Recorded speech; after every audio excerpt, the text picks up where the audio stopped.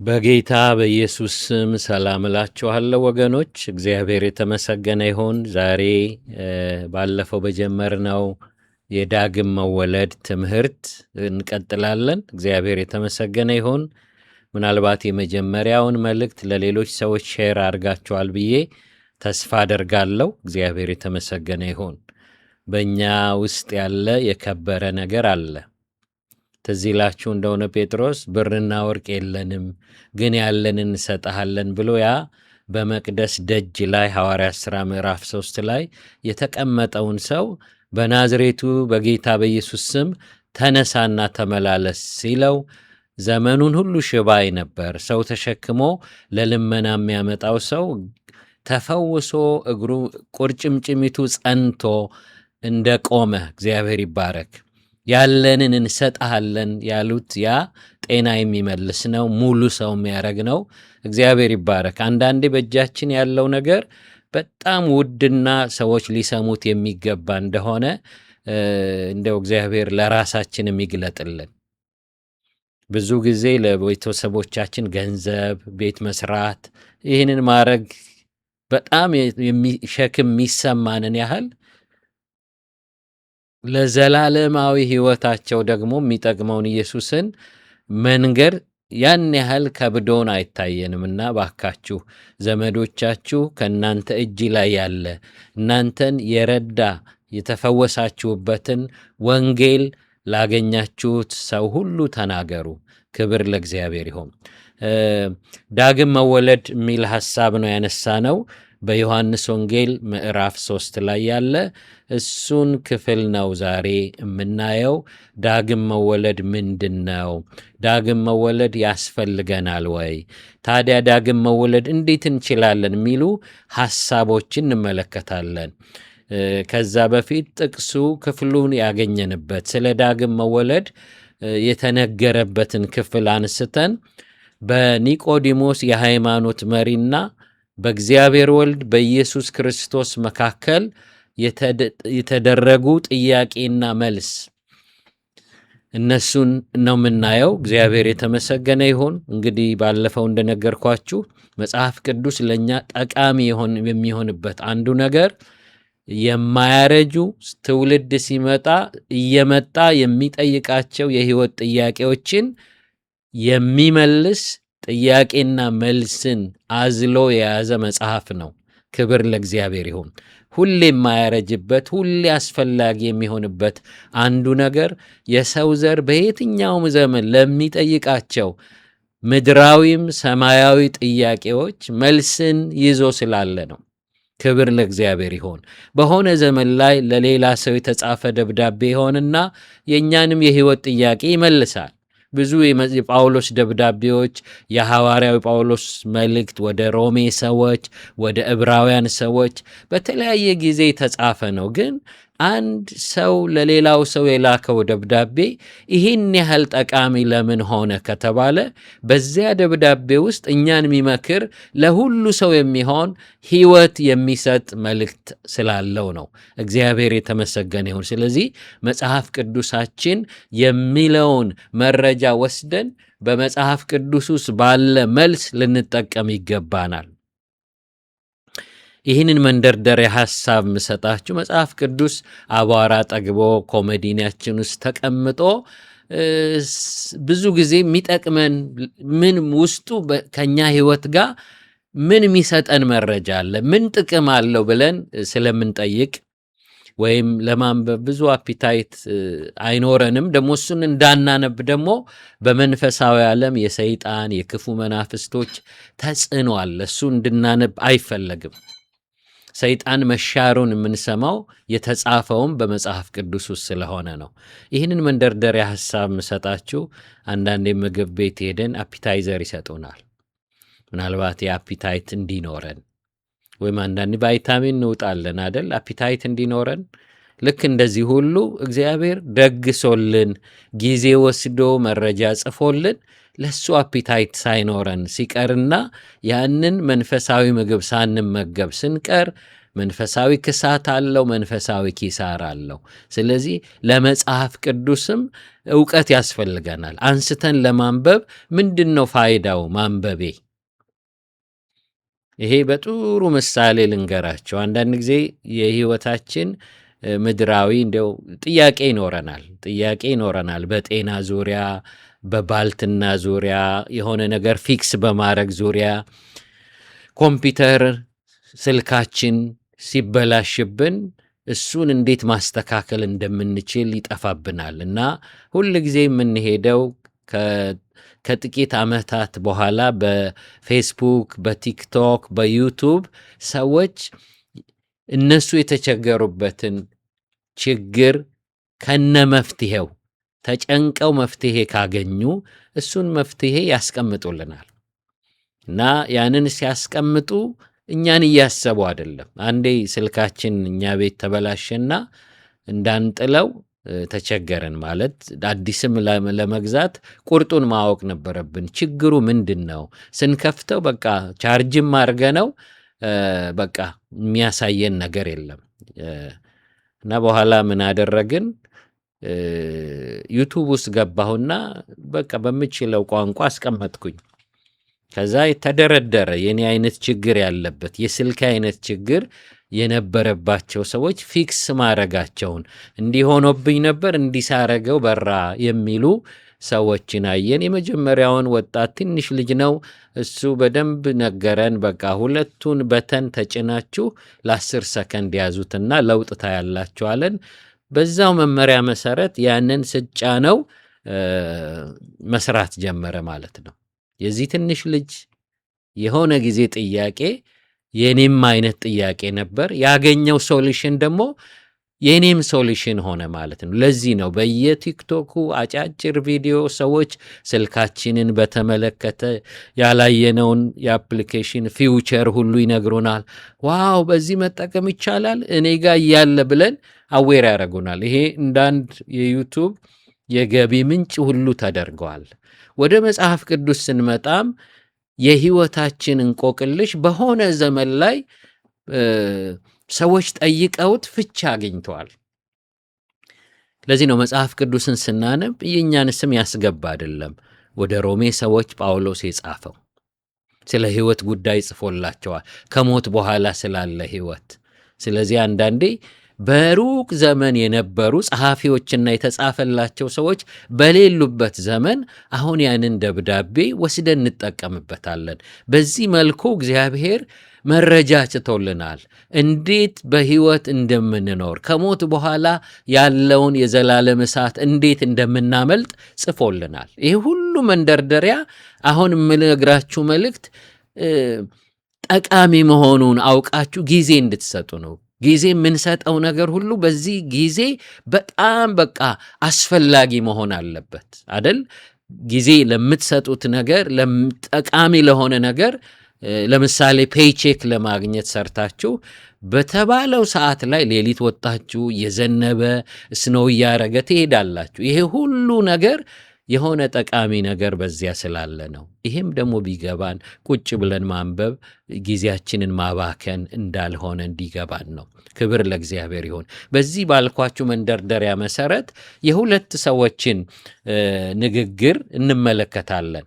በዮሐንስ ወንጌል ምዕራፍ 3 ላይ ያለ ቃል ነው የምናነበው። ያ ንግግር የሁለት ሰዎች ንግግር ነው። እዚህ እንደምታዩቸው ኒቆዲሞስና ኢየሱስ ክርስቶስን ነው የምናየው። እዚህ ጋር የሁለቱን ኒቆዲሞስ፣ ኢየሱስ ክርስቶስ የሁለቱ ሰዎች ንግግር ነው የምናነበው። ግን ይሄ ሰው የሚጠይቀው ጥያቄ ማለት ኒቆዲሞስ የሚጠይቀው ጥያቄ ለኢየሱስ በጣም ወሳኝ ጥያቄ ነው። አሁን የምንማረው ለሱ የጠየቀውንና እሱ የጠየቀውንና የተመለሰለትን መልስ ነው። ኒቆዲሞስ ጠይቋል፣ ኢየሱስ መልሷል። ኢየሱስ ክርስቶስ ማን ነው ደግሞ ካልን የሥላሴ ሁለተኛ አካል ነው። የፍጥረት ሁሉ ገዥ፣ ሁሉን አዋቂ፣ የሃይማኖት መሪ ሆኖ ቢገለጥም በቤተልሔም ተወልዶ ቢገለጥም የፍጥረት ሁሉ መረጃና እውነት በሱ እጅ አለ። ክብር ለእግዚአብሔር ይሁን። ስለዚህ የክርስቶስ ኢየሱስን መልእክት ወስደን እኛም ለሕይወታችን እንጠቀማለን። እሱን በማድረጋችን ብዙ ከሞት ወደ ሕይወት ተሻግረናል። መንፈሳዊ ብዙ ትሩፋትን አግኝተናል፣ ብዙ ተጠቅመናል። መጽሐፉ ይህን ስታረጉ እንዲሆንላችኋለን ባለን መሰረት ስናገኝ ያንን ፕራክቲስ ስናረግ ነው ይኖር ነው። እግዚአብሔር የተመሰገነ ይሁን። ስለዚህ የሁለቱን ሰዎች ንግግር ነው በመጽሐፉ ላይ የምናገኘው። እግዚአብሔር የተመሰገነ ይሁን። በዚህ ክፍል ላይ ያለውን ሐሳብ አሳያችኋለሁ። ጌታ ይባረክ።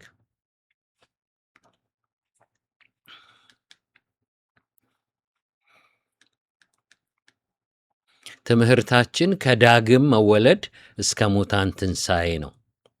ሁለት ርዕስ ነው የምናየው፣ ዳግም መወለድ፣ እንደገና የሙታን ትንሣኤ። እነዚህን በትክክል ማወቃችን የምድር አኗኗራችንን በተስፋ ያረገዋል። በጥንቃቄ ከሞት በኋላ ላለ ውጤት እንድንኖር ያረገናል። እግዚአብሔር የተመሰገነ ይሁን። ይቺ እንደ ጤዛ በምታልፈው ዕድሜያችን ይህንን ትልቅ ቁም ነገር ማድረግ ይኖርብናል። እንደ ውልብታ ነው የሚለው መጽሐፍ ቅዱስ፣ እንደ ጤዛ ነው ይላል። ጠዋት ታይቶ ማታ እንደሚጠፋ ነው የሰው ሕይወት። በጣም ሰፊ ሊመስል ይችላል። ከዘላለም አንጻር ነው። ወደ ኋላ መሄደን ለሚሊኒየም ጥቂት ዓመታት ሲቀረው የኖሩ ሰዎች አሉ። 1000 ዓመት ለመኖር ጥቂት ሲቀራቸው 960 ምናምን ዓመት እነ ማቱሳላ ኖረዋል። ከነሱ አንጻር በጣም ውልብታ ነው። ተመልከቱ እንግዲህ 900 ምናምን ዓመት የኖሩ ሰዎች ነበሩ እና በጣም ደግሞ አንሶ አሁን 80 ምናምን አብሬጅ ደግሞ ወደ 60 የሆነበት ዘመን ላይ ነው ያለነው እና ከዘላለምም አንጻር ከዚህ በፊት ኖረው ካለፉ ሰዎች አንጻር የኛ ሕይወት እንደ ጤዛ ነው። ግን ይሄ እንደ ጤዛ የሚያልፈው ዘመናችን ማብቂያ ለሌለው ዘላለም የምንዘጋጅበት ነው። አንዳንዴ ይገርመኛል። ለ17 ሰዓት በረራ ወይም ለ10 ሰዓት አየር ላይ ለምንበረው በረራ የምናኮበኩበው ግን 10 ደቂቃ ይሆናል። ከቦሌ ወደ አሜሪካ ለመምጣት ስትነሱ ምናልባት ከቦሌ አውሮፕላን ማረፊያ ወደ ዋሽንግተን ዲሲ ለመሄድ ወደ ሮም ካልሄዳችሁ በጣም ረጅም ሰዓት ሰማይ ላይ ታጠፋላችሁ። የምታኮበኩቡት ግን በጣም ትንሽ ጊዜ ነው ማለት ነው። ለላይኛው ዝግጅት ነው የምታደርጉትና ሕይወት እንደሱ ነው። እግረ መንገዳችንን እናገባለን፣ እንሰራለን፣ የምንበላውን ነገር ግን የሕይወታችን ዋና መኖሪያ አይደለም። ኤኒታይም ልንወሰድ እንችላለን። በየፌስቡኩ ስንገባ የማንጠብቃቸውን ሰዎች ፎቶና ከጎናቸው ሻማ አይተን ምንደነግጥባቸው ጊዜ ብዙ ነው። በቃ ሰዎች በየጊዜው ይወሰዳሉ እና ይችን የማለፊያዋን ሰዓት አንደኛ በክርስቶስ አምነን ከሚጠብቀን የዘላለም እሳት ድነን በሚቃረነው ክብር ውስጥ ለመግባት ዛሬ ነው የምንዘጋጀው። ይሄ የገባቸው ሰዎች መሄጃቸውን አሳምረው ሞተዋል። በጣም የገባቸው ደግሞ ሰዎችን አገልግለው ሽልማት እያሰቡ ሄደዋል። ሁለቱም ነገር ያልገባው ሰው ግን ምስኪን ነው። እጁን አጣምሮ ወደ ዘላለም እሳት ሳይዘጋጅ ይሄዳል። ሲኦልን ሄዳችሁ አትግቡበት፣ ማምለጫውን ዛሬ ስሙ። ከሞታችሁ ቀን በፊት ሰኪውር ሁኑ። ኢየሱስን አውቃችሁ ተመላለሱ። ክብር ለእግዚአብሔር ይሁን። ያንን ነው እኔ ይኸው ማስተምርበት፣ ከፍቅር ነው ማስተምራችሁ። ሌላ ምንም ሞቲቭ የለኝም። ይሄ የሚያነሳሳኝ ከዚህ በፊት ወንጌል ሰዎች ሰብከውኛል። አባቴን ስለ ጌታ ነገሩት፣ እሱ ዳነ፣ ሙሉ ቤተሰባችን ዳነ። እግዚአብሔር የተባረከ ይሁን። እነዚያ ሰዎች ዝም ቢሉ ኖሮ ዛሬ በሲኦል ሆን ነበር። እኔ የተወለድኩበት ከተማ ደግሞ ጓደኞቼ ሁሉ ቀደም ብለው የሞቱበት፣ በጣም በጣም ዛሬ በሕይወት ማልሆንበት በሲኦል መሆንበት ሁኔታ ይኖር ነበር። ግን ለቤታችን የሆኑ ሰዎች ራርተው ስለሰበኩን በወንጌል ዕድሜ ረዝመዋል፣ በሕይወት ኖሬአለሁ። ክብር ለእግዚአብሔር ይሁን። ስለዚህ እነዛ ሰዎች ለእኛ ቤተሰብ ያደረጉትን ቸርነት እንድንድን አስበው አባታችንን ጊዜ ወስደው እንደነገሩ እኔም ለሌሎች ሰዎች መንገር ይኖርብኛል። እግዚአብሔር ይመስገን። ትልቅ በረከት፣ ትልቅ መረጃ እጄ ውስጥ አለ። ይሄንን እውነት እናገራለሁ። ይሄ መረጃ ከዘላለም ሞት ያድናል። ይሄ መረጃ ከሰይጣን ባርነት ነፃ ያወጣል። ይሄ የምነግራችሁ መረጃ ዘላለማችሁን የረፍት ያደርገዋል። ክብር ለእግዚአብሔር ይሁን። እባካችሁ ይህንን መልእክት ስሙ። ክብር ለእግዚአብሔር ይሁን። አንድ ጊዜ አንድ ነቢይ እግዚአብሔር እንዲህ ብለህ ለአንድ ንጉሥ ንገረው አለው። ሄዶ ምን አለ? እባክህ እግዚአብሔርን ቃል ስማ ይቀናሃል አለው። እንዴት ደስ ይላል መሰላቸው! እባክህ እግዚአብሔርን ቃል ስማ ይቀናሃል አለው። ሰውየው አልሰማም። በኋላ እግዚአብሔርን ባለመስማቱ በገመድ ታስሮ ወስዶ ሌላ የአሕዛብ ንጉሥ ገደለው ሰውየውን። የእግዚአብሔርን ቃል ስማ ይቀናሃል። ምን አይነት መቅናት? ከዘላለም ሞት የመዳን ከሰይጣን ባርነት ነፃ መውጣት። እግዚአብሔር የተባረከ ይሁን። ክብር ለኢየሱስ ይሁን። ስለዚህ ዳግም መወለድ የሙታን ትንሣኤ የሚለውን ሐሳብ ነው የምናየው። ክፍሉን እናነበዋለን። እዚህ ላይ ተለጥፎ ስታዩት ከጋዜጣ ወይም ከሆነ ቦታ የተወሰደ አይደለም። ለማንበብ እንዲመቸን ከዮሐንስ ወንጌል ከመጽሐፍ ቅዱስ ምዕራፍ 3 የተወሰደ ቃል ነው። እግዚአብሔር የተመሰገነ ይሁን። ክፍሉን ላንብበውና በጣም አጭር ጸሎት እንጸልያለን። መንፈሳዊውን ትምህርት የሚያስተምረው በሰው ውስጥ መንፈስ ቅዱስ ስለሆነ በእውቀት እንጸልያለን። ክብር ለእግዚአብሔር ይሁን። ላንብበው ክፍሉን። ከፈሪሳውያን ወገን የአይሁድ አለቃ የሆነ ኒቆዲሞስ የሚባል አንድ ሰው ነበረ። እርሱም በሌሊት ወደ ኢየሱስ መጥቶ መምህር ሆይ እግዚአብሔር ከእርሱ ጋር ከሆነ በቀር አንተ የምታደርጋቸው እነዚህን ምልክቶች ሊያደርግ የሚችል የለምና መምህር ሆነ ከእግዚአብሔር ዘንድ እንደመጣ እናውቃለን አለው።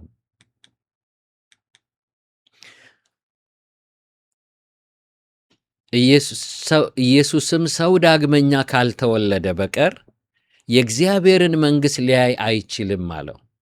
ይቅርታ ሲጻፍ ተሳስቶ ነው እዛ ጋ።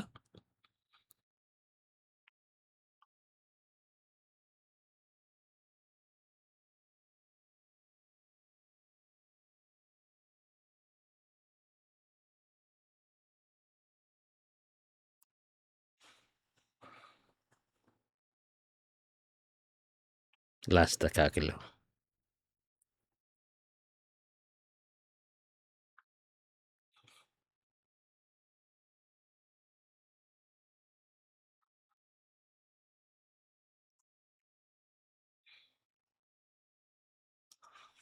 እሺ።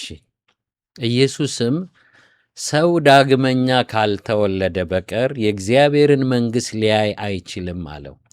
ኒቆዲሞስም ሰው ከሸመገለ በኋላ እንዴት ሊወለድ ይችላል? ሁለተኛ ወደ እናቱ ማኅፀን ገብቶ ይወለድ ዘንድ ይችላልን? አለው።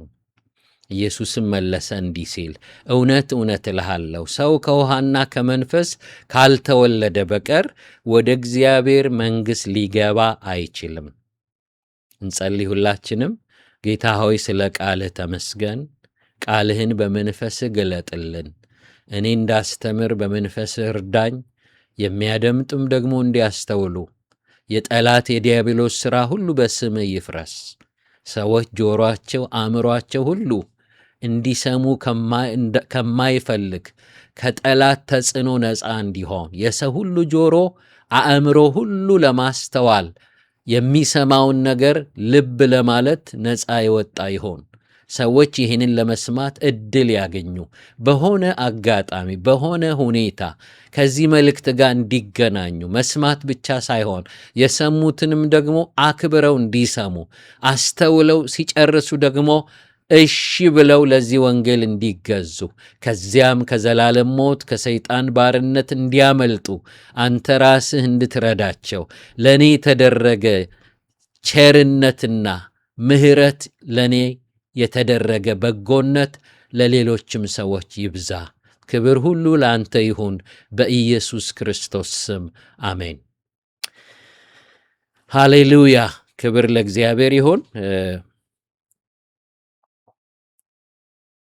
በዚህ ባነበብነው ክፍል የኢየሱስ ክርስቶስን እና የኒቆዲሞስን ንግግር ነው የምናየው። ዮሐንስ ማንነቱን ይነግረናል። ፈሪሳዊ፣ የአይሁድ አለቃ የሆነ ነው። ሃይማኖት ያለው ብቻ አይደለም፣ በዚያ ዘመን ያለውን የሃይማኖት ስርዓት የሚመራ ሊቃውንት፣ ዕውቀት ያለው፣ ምናልባት በጣም ረጅም ዓመት ፈጅቶ ፈሪሳዊ ለመሆን በሚያበቁ መለኪያዎችና ትምህርቶች ተመዝኖ ቦታ የተሰጠው ሰው ነው። ይህንን በምናይበት ጊዜ ኒቆዲሞስ ወደ ኢየሱስ ከመጣ ሰው ሃይማኖቱን ማስፈተሽ አለበት። የምንከተለው ነገር በክርስቶስ ኢየሱስ ቃል መመርመር አለበት። ኢየሱስ አፕሩቭ ያላደረገው ሃይማኖት ውድቅ ነው፣ ከሰይጣን ነው፣ ከሌላ ከአእምሮ ነው የመጣው። ኢየሱስ ክርስቶስ ዕውቅና ሊሰጠው ይገባል። እግዚአብሔር የተመሰገነ ይሁን። እግዚአብሔር አብ፣ እግዚአብሔር ወልድ፣ እግዚአብሔር መንፈስ ቅዱስ አንድ አምላክ። ይሄ ሰው ወደ ኢየሱስ ክርስቶስ መጥቶ ይህን ጥያቄ ይጠይቃል። ጸሐፊው ማን ነው ወደ እሱ የሄደው? ትክክለኛ ሰው ነው የሄደው። ዋናው የእስራኤል መምህር የሆነው ኒቆዲሞስ ባሄድ ኖሮ ምናልባት ምን ይሆን ነበር? ለምሳሌ የአይሁድ ዘር ያልሆነ ከዚህ ሕግ ውጭ የሆነ ሰው ቢሆን ለሌሎች ሰዎች ነው ይሄ ንግግር የተነገረው ሊባል ይችል ነበር። ግን ሁሉም ሰው ዳግም መወለድ እንደሚያስፈልገው እንዲታወቅ የእስራኤል መምህር የሆነ ሕጉ ባለቤቱ እግዚአብሔር የሆነ ሃይማኖት አስተማሪ ሰው ስለሆነ ሁሉም ሰው ይሄንን እውነት እንደሚያስፈልገው ሊያስተውል ይገባል። እኔ የሃይማኖት መሪ ነኝ አያስፈልገኝም እንዳይል ይሄ ሰው ጥሩ ምሳሌ ነው። በዛ ጊዜ በኢየሱስ ክርስቶስ ወጣትነት በታናሹ ሰው ምክር ለመቀበል መምጣት በጣም የዚህን ሰው ትህትና ነው የምታዩት። አንድ ጊዜ አንድ ጓደኛዬ ምን አለኝ፣ አንድ የሃይማኖት መሪ ናቸው አለ። ቆመን እያወራን የሆኑ ሰዎች መጡና ሰውየውን ጠርተው ዮሐንስ ወንጌል ምዕራፍ 2 ላይ ያሉት ሙሽሮች ስማቸው ማን ነው አሉ። ከሰውየው ያነሰ ሌላ መምህር እያስተማራቸው ነው። ያስተማሪው አስተማሪ ናቸው እሳቸውና በኋላ ሰውየው ጥቂት እንደማሰብ አሉ። መጽሐፉ ምንም አይልም፣ ግን ምን አሉ አወጡና ስም በቃ ሴቷ ከሊት ነች ሙሽራዋ፣ ወንዱ ደግሞ ከሊ ነው። በሉ ሂዱ እንግዲህ ከዚህ በኋላ ሌሎችን አታስቸግሩ፣ ይህ ዘመን ጠያቂ ሕዝብ አሉ። እና ይሄ ጓደኛዬ ነው የሚነግረው። እንዴ አባቴ ያላቸውና ይሄ እኮ መጽሐፉ ላይ እኮ ስሙን አይናገርም፣ ለምን ዝም አይሉም? ለምን ተናገሩ ሲላችድ እኔን የሚያክል ሰው እንዴት ዝም ይላል? አሁን በእነዚህ ትንንሽ ልጆች ፊት ልፈር እንዴ ብለው ወደ ወሬያችን ሄድናሉ። በሱ በሚያንስ ወጣት ሰውየው ትልቅ ናቸው። ኢየሱስ ገና የ30 ዓመት ወጣት ነው። ያንን ለመስማት ልቡ የተከፈተ ነበር እና ጥሩ ምሳሌ ነው። በየትኛው ምድር ያላችሁ የሃይማኖት መሪዎች ምንድን ነው የምታስተምሩት? ለምእመናችሁ ምን እየነገራችሁ ነው? የቀረው ቀርቶ ይህንን ምድር ለቃችሁ ስትሄዱ ላስተማራችሁት ነገር ሽልማትም ቅጣትም ይጠብቃል። ለሕዝቡ ምን እያቀረብን ነው? እኛስ ተርፈናል ወይ?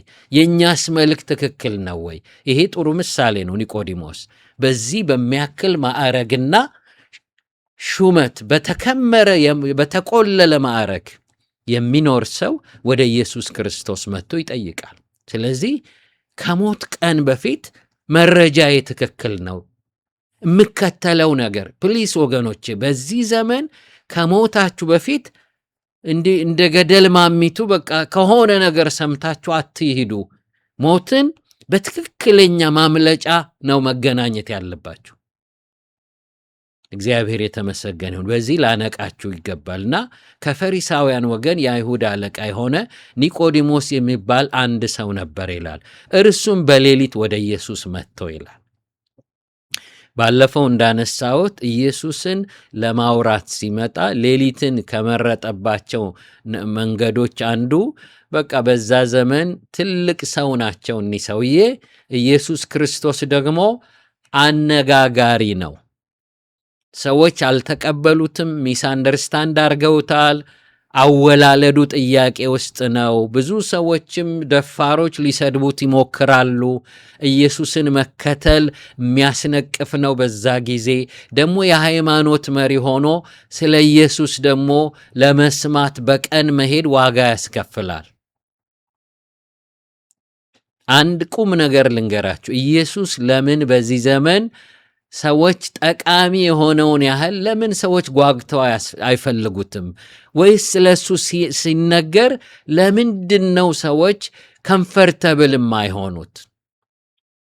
ለምሳሌ ታክሲ ውስጥ ሰሞኑን አርሴናል ስላሸነፈ በዝንት ዘመን አሸነፈ ምናምን እያላችሁ እያወራችሁ እየሄዳችሁ በማህል የሆነ ነገር ጣል ብታረጉ ኢየሱስ ክርስቶስ ይሄ ነገር ቦታ የለውም ነው የሚባለው። ስለ ሌላ ነገር ስናወራ ያልከበደን ይሄ ነገር ሲነሳ ለምንድን ነው የሚከብደን? ለምንድን ነው ኢየሱስ እንዲጠላ የሆነው? ፎር ዩር ሰርፕራይዝ እዚህ ሀገር የክርስቲያን ሀገር ነን በሚባል በአሜሪካን ሀገር አንድ ዲቫይስ አምርተዋል። የሆነ ጉግል ፕሮዳክት ነው። ማሽኑ የምታናግሩት ነው። ጥያቄ ነው የምትጠይቁት። ሃይ ጉግል ብላችሁ ትጠይቃላችሁ። በሁሉም አቅጣጫ መልስ ይሰጣችኋል። ብዙ ጊዜ ቻት ጂቢቲ እንደምታናግሩ እና ይሄ ዲቫይስ ይሄ ፕሮዳክት ላይ ብዙ ኢንፎርሜሽን ተቀምጠዋል። ስለ ቡድሃ ብትጠይቁ መቼ እንደተወለደ እምነቱ ምኑ ፍልስፍናውን ይነግራችኋል። ስለ መሐመድን ብትጠይቁ ይነግራችኋል። ስትጠይቁት የማይመልሰው ነገር አንድ ሰው ነው የደረሰበት። ቴልሚ አባውት ጂሰስ ብትሉት አይ ዶንት ኖ አባውት ሂም ይላችኋል።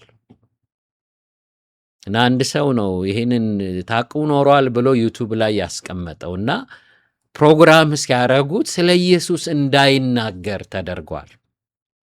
ለምንድን ነው ይሄ ሁሉ ጦርነት? ለምንድን ነው ስህተቱ፣ ግቡ የሚጠቀሱ ጥቅሶች፣ ጭቅጭቆች እሱ ዙሪያ ለምን ሆነ? ምክንያቱም ስለ ኢየሱስ የመጀመሪያው ነገር ሰይጣን እንድትሰሙ አይፈልግም። በመጀመሪያው ትምህርቴ ጀምሬ የተውኩት ሐሳብ አለ። እግዚአብሔር እስራኤልን ከአብርሃም ጋር ቃል ኪዳን አድርጎ የሆነ ዘመን ላይ በአመፅም ይሆን በሆነ ምክንያት በባርነት እንዲኖሩ አሳልፎ ሰጣቸው፣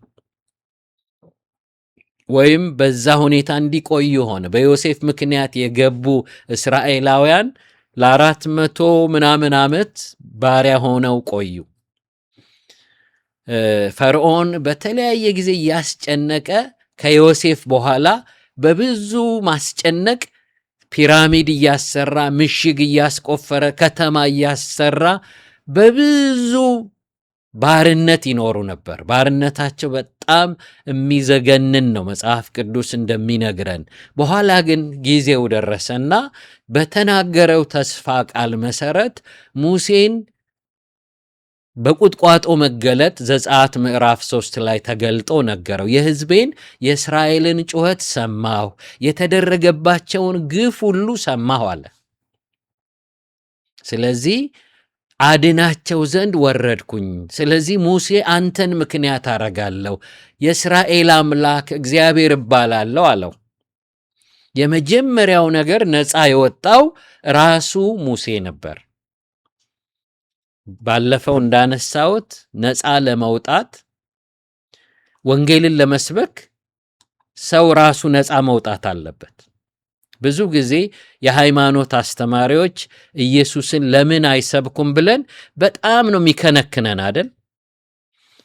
አሁን የሃይማኖት ስም አልጠቅስም፣ ግን ኢየሱስን ሰዎች ሳይሰብኩ ይቀራሉ። በተለያየም በፕሮቴስታንት በሉ በካቶሊክ በኦርቶዶክስን ፎከስ የማያረጉ አስተማሪዎች አሉ። በክርስቶስ ኢየሱስ መዳን እንዳላውቀው በእሱ ላይ ትኩረት የሚያደርጉ የሃይማኖት መሪዎች እንዳሉ ሁሉ ጨርሶውኑ እሱን በሚሸፍን ሌላ ትምህርት ደግሞ ዘመናቸውን የሚጨርሱ ለትክክለኛው የወንጌል መሰበኪያ ሰዓት ጊዜውን የሚሸፍን ሌላ ነገር የሚያወሩ አስተማሪዎች አሉ። ይሄ ዝም ብሎ በአጋጣሚ የመጣ ነገር ሳይሆን ራሱ አስተማሪው ነፃ ስላልወጣ፣ ነፃ ካልወጣና የሰይጣን ባሪያ ከሆነ መልእክቱን እንዲናገር በተለያየ መንገድ አይፈቅድለትም። ስለዚህ መልእክቱን የሚጋርድ እምብዛም ሩቅ ባልሆነ ሁኔታ በክርስቶስ ኢየሱስ ዙሪያ ያሉ ነገሮችን እንዲናገር ያደርገዋል።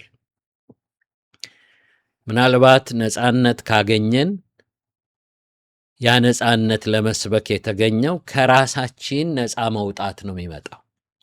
በክርስቶስ ኢየሱስ አምኖ ነፃ የወጣና የመንፈስ ቅዱስ ማደሪያ የሆነ ሰው ያ መንፈስ የሚመራው ስለ ኢየሱስ ለመስበክ ነው። በሕይወቱ ግን ሰይጣን ገዢ ሆኖ የተቀመጠ የሃይማኖት አስተማሪ ግን ስለ ኢየሱስ እንዲናገር አይፈቅድለትም። የሆነን ሊያነካካው ይችላል፣ በስሱ አናግሮ ሰፊ ዘመኑን ግን ኢየሱስን የሚሸፍኑ ሌሎችን ስብከቶች ከሌላ የትምህርት መምሪያ ወስደው ያስተምራሉ። ኢየሱስን ለማንበብ ታሪኩን ለማወቅ የማያስችሉ መጽሐፍቶች በአጋጣሚ አይደለም መጥተው መድረኩን የሰውን ሰዓት የያዙት። በሰይጣን ጥበብ ነው እነዚህ መጽሐፍቶች የመጡት። ይሄ መጽሐፍ ቅዱስ 40 በሚያክሉ ሰዎች በኩል እግዚአብሔር በመንፈስ ቅዱስ ተነድተው ጻፉልን ይላል። መንፈስ ቅዱስ ድራይቭ አድርጓቸዋል፣ ነድቷቸዋል። ለዚህ ነው የዘፍጥረት ጸሐፊና ከብዙ ዘመን በኋላ የ1500 ዓመት ጋፕ አለው በአንዱ ጸሐፊና በመጨረሻው መጽሐፍ ጸሐፊ መካከል ልዩነት አለ። ግን በአንድ ቴብል ዙሪያ የተነጋገሩ የጻፉ ያህል በአንዱ ላይ ሌላው የሚጨምር የሚያጠናክር ደብዳቤ ጽፈውልን መልእክት። ይሄ ደግሞ በመንፈስ ቅዱስ አማካኝነት ነው። ጴጥሮስ ይህንን መልእክት ሲናገር ቅዱሳን ሰዎች በመንፈስ ቅዱስ ተነድተው ጻፉልን፣ ትንቢትን ማንም ለገዛ ፈቃዱ የሚወስድ የለም፣ ቅዱሳን ሰዎች በመንፈስ ቅዱስ ተነድተው ጻፉልን ይላል። በዛ መልኩ ተጽፏል። አሁን ያ መጽሐፍ መረጃው ሰይጣንን የያዘውን የሚያስለቅቅ ነው። ስለዚህ የያዘውን ረግጦ ይዞ ለመሰንበት እንዲችል ሰውየውን ራሱን ወንጌልን እንዳይፈልግ ያደርገዋል። ቅርብ ጊዜ የሆኑ ሰዎች አንድን ሰው አገኙ። ሰውየው ምንድነው? የአንድ ሀብታም ሰው ዘበኛ ነበር። ሰዎቹ ይሞታሉ። ጥሩ አጋጣሚ ስለነበር ንብረቱን ይወርሳል ስሙን አስቀይሮ። የዛን ትልቅ ቤት ልጆች ይወስድና የሆነ ሰፈር ውስጥ የደከመ ቤት ውስጥ ያስቀምጣቸዋል። የነሱን ትልቅ ቤትና መኪኖቻቸውን ይወርሳል። የሟቹን ስም ለራሱ ይሰጣል። እሱን ለዘበኝነት ያመጡ ሰዎችን ደግሞ በሆነ ክፍያ እስር ቤት ያስገባቸዋል። ከመረጃው ውጭ ሆኖ የነዚህን ልጆች አባት ንብረት ወስዶ አባት ነኝ ብሎ እንዳይሞቱ እንዳይድኑ በመከራ ትንሽ ነገር እየሰጠ ያኖራቸዋል። ግን ሁል ጊዜ እግዚአብሔር እንዲህ አይነቱን መረጃ ራሱ ስለሚያወጣው ምንድነው የሆነው? ሰውየው ተፈተው ሲመጡ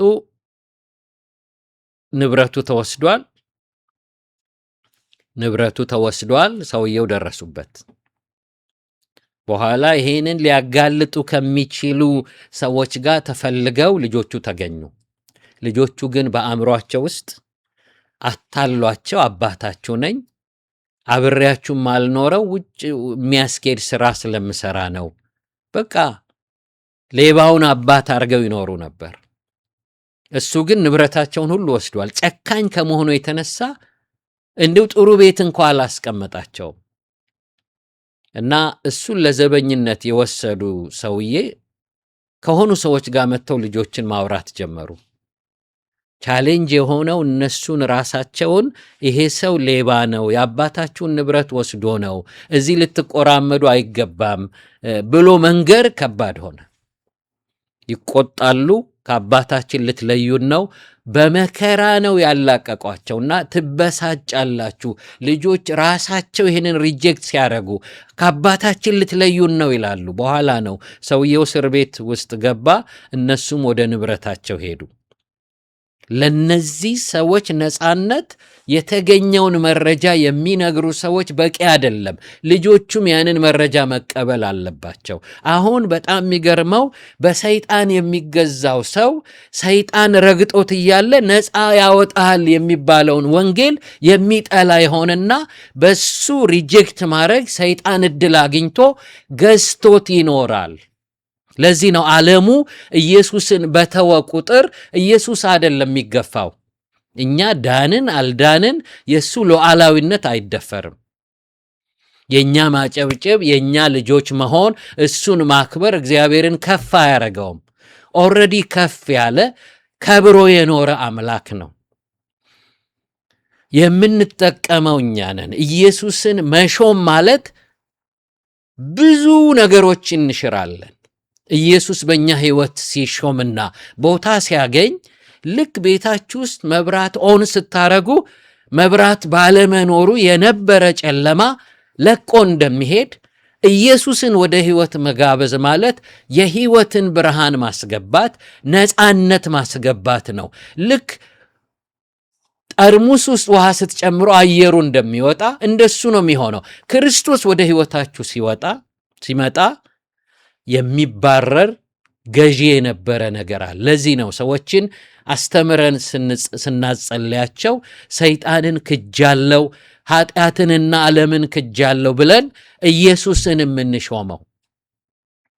ለዚህ ነው ኢየሱስ ወንጌል ሲሰብክ ትዝ ይላችሁ ከሆነ አጋንንት ወደ እነሱ በቀረበ ቁጥር ምን ይሆናሉ?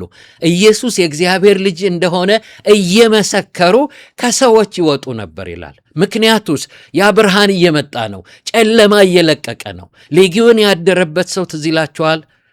ሰራዊት ቁጥር ያለው አንድ ባታሊዮን ሰራዊት ውስጡ ክፉ መንፈስ ያለበት ሰው እርቃኑን ሆኖ በገዛ እጁ ገላውን እያደማ እየቧጨረ ደም በደም ያረጋል። አያችሁ፣ ሰይጣን በሰው ሕይወት ይነግስና የሚገለውን ያስጠጣዋል። የሆነ ቲክቶክ ላይ አንድ ሰው ሰክሮ ኩሬ ውሃ ላይ እየሄደ ይደፋል፣ እንደገና ይነሳል፣ በአፍጢሙ ይደፋል። እንደሱ አያችሁ፣ ጠላት እኛ ውስጥ ነግሶም የሚደፋንን ነገር እያስጠጣ ሱስ ውስጥ እየጨመረ ይዞን ይሄዳል። ስለዚህ ይሄ ሰው ራሱን እየቧጨረ ከቤተሰቦቹ ለይቶ በጫካው ሲጮህ ባህር ተሻግሮ ኢየሱስ ወደዚህ ሰው ሄደ። ለክፉ መናፍስቶች መጣባቸው፣ ለዚህ ሰው ግን መጣለት። ራቁቱን ነበር። ልክ ተናካሽ ውሻ አለ እንደሚባል የሚያስፈራ ሰንሰለቱን እንኳ የሚበጥስ የሆነ ዘመዶቹ ሁሉ ወደዚያ ጥለውታል። በመቃብር የሚጮህ ሰው ነው። ከሰው ተራውጥቶት እርቃኑን ሆኖ በጣም የሚገርም ነገር ነው። አንድ ማቀው ሰው ወደ መርካቶ አካባቢ ሄዳለው አለ። አንድ ያበደ የተባለ ግን ክፉ መንፈስ ያሳበደው የአእምሮ ህመም ያለባቸው ሰዎች አሉ። አጋንንት ደግሞ ጨርቅ ያስጣላቸው ሰዎች አሉ። እና ሰውየው ሲናገር ግንባሩን ይመታና የራሱን ደም እየደቀነ ይጠጣል አለ። እርቃኑን ነው፣ የት እንዳለ አያውቅም። ጠጋልኩ አለ። ቀደም ብዬ እንዲህ አይነት ሰው ካገኘው ብዬ ልብስ በባግ ይዤ ነው የወጣው፣ ወንጌልም ሰብኬ ማለብሰውን ይዤ ነው የወጣው። ከዛ ጠጋልኩና እወድሃለሁ፣ ኢየሱስ ይወድሃል አልኩት አለ። ያ ድምፅ እንዴት እንደነካው አላቅም፣ ይከተለኛል አለ። ታክሲ ላይ ጭኜ ወደ ጸሎት ቤት እንዳልወስደው የሚሸት ሰው ነው፣ ግን በየጊዜው እወድሃለሁ፣ ኢየሱስ ይወድሃል ባልኩት ቁጥር ይከተለኛል አለ። ሲቆም እሱን እያልኩ ካዛንቺስ አመጣ ነውና ጸሎት ቤት ውስጥ ከአንድ ፓስተር ጋር ቢሮ ውስጥ አገኘ ነው፣ ጸለይንለት። እግዚአብሔር ይመስገን ከክፉ መንፈስ ነፃ ወጣ። ስለ ኢየሱስ ሰማና ሕይወት አገኘ። እዛው ገላውን አጠብን። ልክ ልብስ ስናለብሰው ቶታሊ የተለየ ሰው ነው የሆነዋል።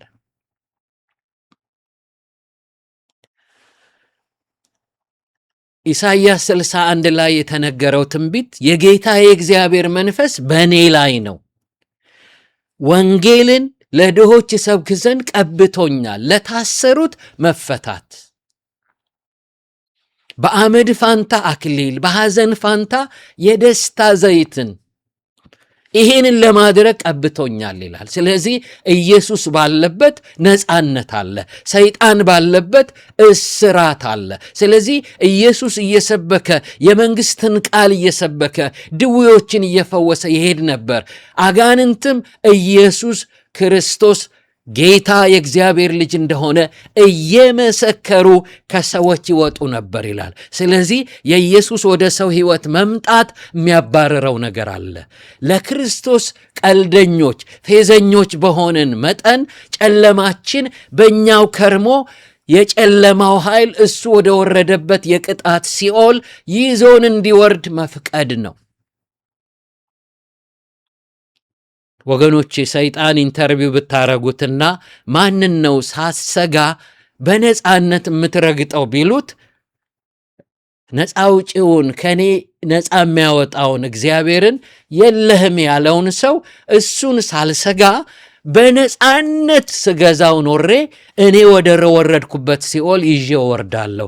ምክንያቱም ፍልስፍናው ከኔ ነፃ የሚያወጣውን እግዚአብሔርን አስክዶታልና ለእኔ በቃ ሲሳይ ነው ያ ፍልስፍናው። ለዚህ ነው በዓለም ሁሉ ኢየሱስ ክርስቶስን እሱን የሕይወት ጌታ የሚያደርግ እውነትን የሚያስጥለን። በዚህ ነገር አይናችሁን ከከፈትኩት ለማምለጥ ኢየሱስን እንድትፈልጉ ነው ይህንን አፒታይት ጨማሪ እውነት ምነግራችሁ። ክብር ለእግዚአብሔር ይሁን። ስለዚህ ኢየሱስ ክርስቶስ የዘላለም ሕይወት ሰጪ ነው፣ ነፃ የሚያወጣ ጌታ ነው። ይሄ መረጃ ጠላትን ስለሚረብሸው ሰውየውን እዚህ ጋር እንዳየነው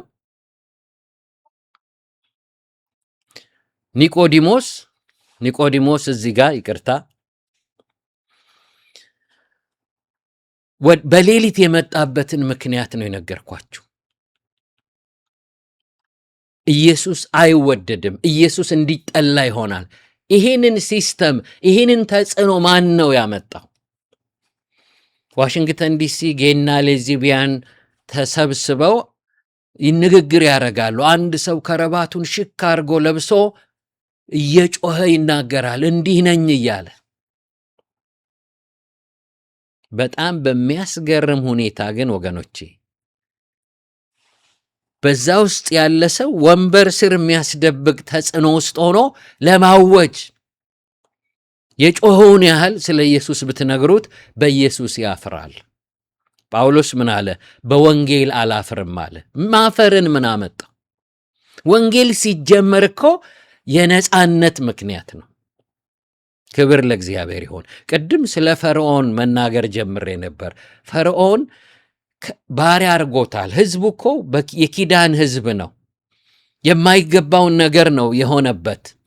ሰዎች ታውቃላችሁ፣ ሰይጣን ላይገዛቸው ባለስልጣን ነበሩ። በኤደን ገነት እንዲገዙ ምን አረገ ሰይጣን? ፍሬውን በልተው ስልጣን ከሰጣቸው ጌታ ጋር ተጣልተው እሱ ስር እንዲገቡ አደረገ። ለምሳሌ አንድ ሰው ቅድም ትናንት በቀደም ባስተማርኩት ነገር በአንድ ኦቴሎ በሚባል ቲያትር ውስጥ አንድ ክፉ ገጸ ባህሪ የተጫወተ ሰው ከሱ በላይ የተደረገውን ጓደኛውን መቶ አለቃ ቃሲዮ የሚባለውን ሰው ጀነራሉ እንዲሽረው ያልሄደበት መንገድ የለም። ሰውየው የተሰጠውን ኃላፊነት እንዳይወጣ አድርጎ ያሰክረዋል። የሆነ ጊዜ በዛ የስካር ጊዜ የሚያደባድብ ሰው አዘጋጀለት። ጀነራሉ ተናዶ ሻረው። ታርጌቱ የነበረው እሱን ሽሮ እሱ 100 አለቃ እንዲሆን ነበር። ተመልሶም እንዳይመጣ ያንን የምታግባባውን የጀነራሉን ሚስት ዴዝዲሞና እንኳን እንድትገደል አድርጓል። ማንም አላወቀበትም። ልክ እዚህ ጋር የምታዩትም ሰይጣን የሰውየውን ፖዚሽን ለመውሰድ ሲፈልግ ሰውን ማንን ገዥ አረገው? ብዙ ተባዙ ምድርን ግዙአት ብሏል። ገዥነቱ እኔ ሳስብ በተጣለውም ሰይጣንና በሰራዊቱም ላይ እንደሆነ አምናለሁ። በሆነ አጋጣሚ እነሱ ህይወት ገብቶ ሊረብሻቸው ስለሚችል ወደ ኤደን ገነት መጥቶ ያባበላቸው ያ ስልጣን የተሰጣቸው ስለሆኑ ነው። ስለዚህ ማድረግ ያለበት እነሱን መጥቶ አስገድዶ ባሪያ ማድረግ አይችልም። ከስልጣን ሰጫቸው ጋር የተከለከለውን ፍሬ አስበልቶ ባሪያ ማድረግ ነው። ተሳካለትና ፍሬው ሲበላ በአንድ ቤተሰብ ውድቀት ምክንያት የሚወለደውን ሁሉ እንዲገዛ በር ተከፈተለት። ግን ያንን ሲያረግ ቆየና መሲሁ ተወለደና እሱን ህጋዊ ያደረገውን የኃጢአት ዕዳ ከፈለለት። የዕዳ ጽፈታችንን ደመሰሰው። አሁን በክርስቶስ ኢየሱስ ዕዳችን ተከፍሏል። የቀረው ነገር ስለ ዕዳ መከፈሉ መረጃ ማግኘት፣ ያንን የኔ ነው ብሎ ማመን። እሱን ብቻ ስናረግ ሰይጣን እኛን ለመግዛት እድል ያጣል። ይልቁኑ የእግዚአብሔር ጠላቶች ከሆንበት ከዚያ ህይወት መተን የእግዚአብሔር ልጆች የመሆን መብት አገኘን። ይሄንን ኦልሬዲ ያገኙ ሰዎች አሁን ሰይጣን አይገዛቸው። ውቃቢ አይፈሩ፣ ጨሌ አይፈሩ። እኛ በክርስቶስ ያመንን ሰዎች ጋኔን አያስፈራንም፣ የሰው ድግምት አያስፈራንም፣ ጥንቆላ አያስፈራንም። እግዚአብሔር ይመስገን። እባብና ጊንጡን ትረግጡት ዘንድ በጠላትም ኃይል ሁሉ ላይ ስልጣን ሰጥቻችኋለሁ ብሏል። ክብር ለእግዚአብሔር ይሆን። በክፉ መናፍስቶች ላይ እኛ ባለስልጣን ነን። አልፎ ተርፎ ሌሎችን ሰዎች ነፃ እናወጣለን። ለሰዎች ወንጌል እንሰብካለን።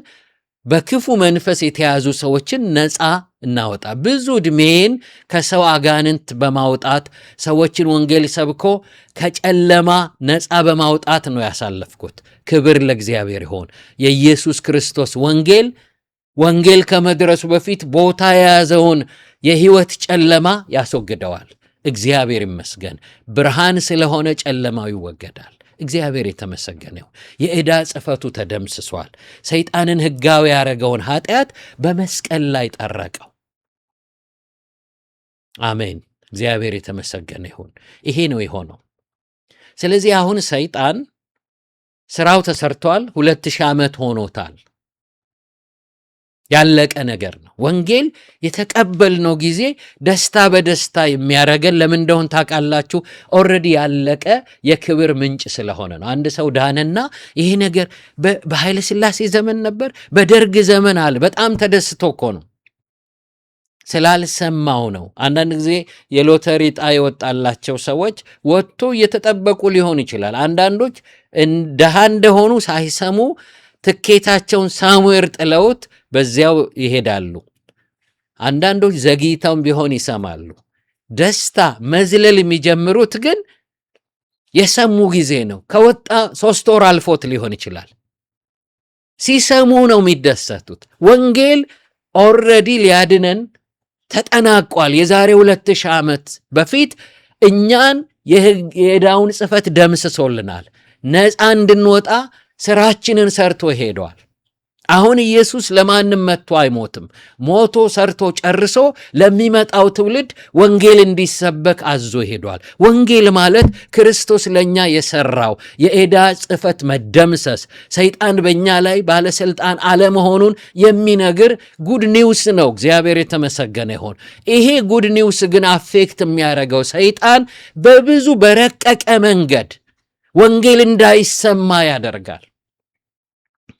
የሃይማኖት አስተማሪዎች ሳይገባችሁ የዚህ ወንጌል ተጽዕኖ መሸፈኛ ምክንያት እየሰራችሁ ከሆነ በምድር ላይ ኖራችሁ ስትሞቱ ለዚያ ቅጣት ይጠብቃችኋልና ምን እየሰራችሁ ነው? ወንጌል ወጥቶ ሰዎች ጋር እንዲደርስ የክርስቶስን ሥራ ለሰዎች እየነገራችሁ ነው? ይልቁኑ ከወንጌል ጋር የማይገናኙ መጽሐፍቶችን የስብከት የትምህርታችሁ መነሻ መጽሐፍ አድርጋችሁ መጽሐፉን እየጋረዳችሁ ከሆነ ለጥቂት ጊዜ በምድር ትኖሩና ስትሞቱ ግን ቅጣት ይጠብቃችኋል። እናንተም ወደ ሲኦል ነው የምትወርዱት።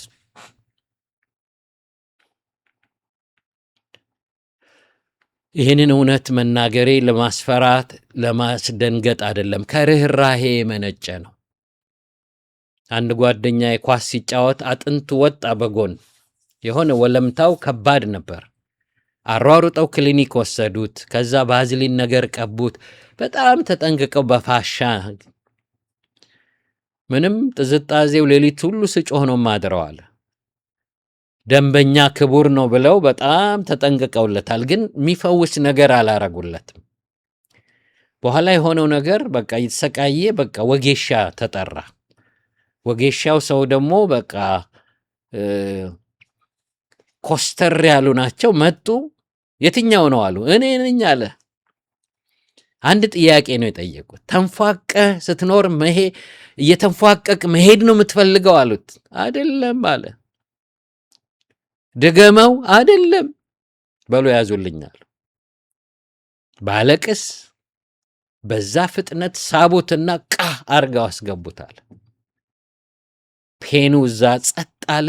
መሮጥ ጀመርክ። ወዲያው ወደ ኳስ ጨዋታ ይሄድኳል። የእግዚአብሔር ወንጌል እውነቱን ነው የሚነግራቸው። እንድንድን ነው። አንዳንድ ጊዜ ሊያስደነግጠን ይችላል። አንድ ሰው የሰበኩትን ስብከት ይሰማል።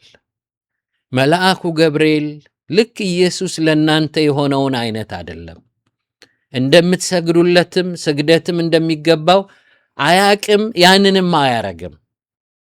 ያንን አረገ ማለት ሉሲፈር የሰራውን መድገም ስለሆነ ይህንን ስታረጉለት እንኳ እሱ በሌለበት ዕውቅና ባልሰጠው ነገር ነው ብዬ ስናገር ተናደድኩ አለ። ሰውየው ራሱ ነው የሚነግረኝ። ሃይማኖቱ የተደፈረበት መሰለው።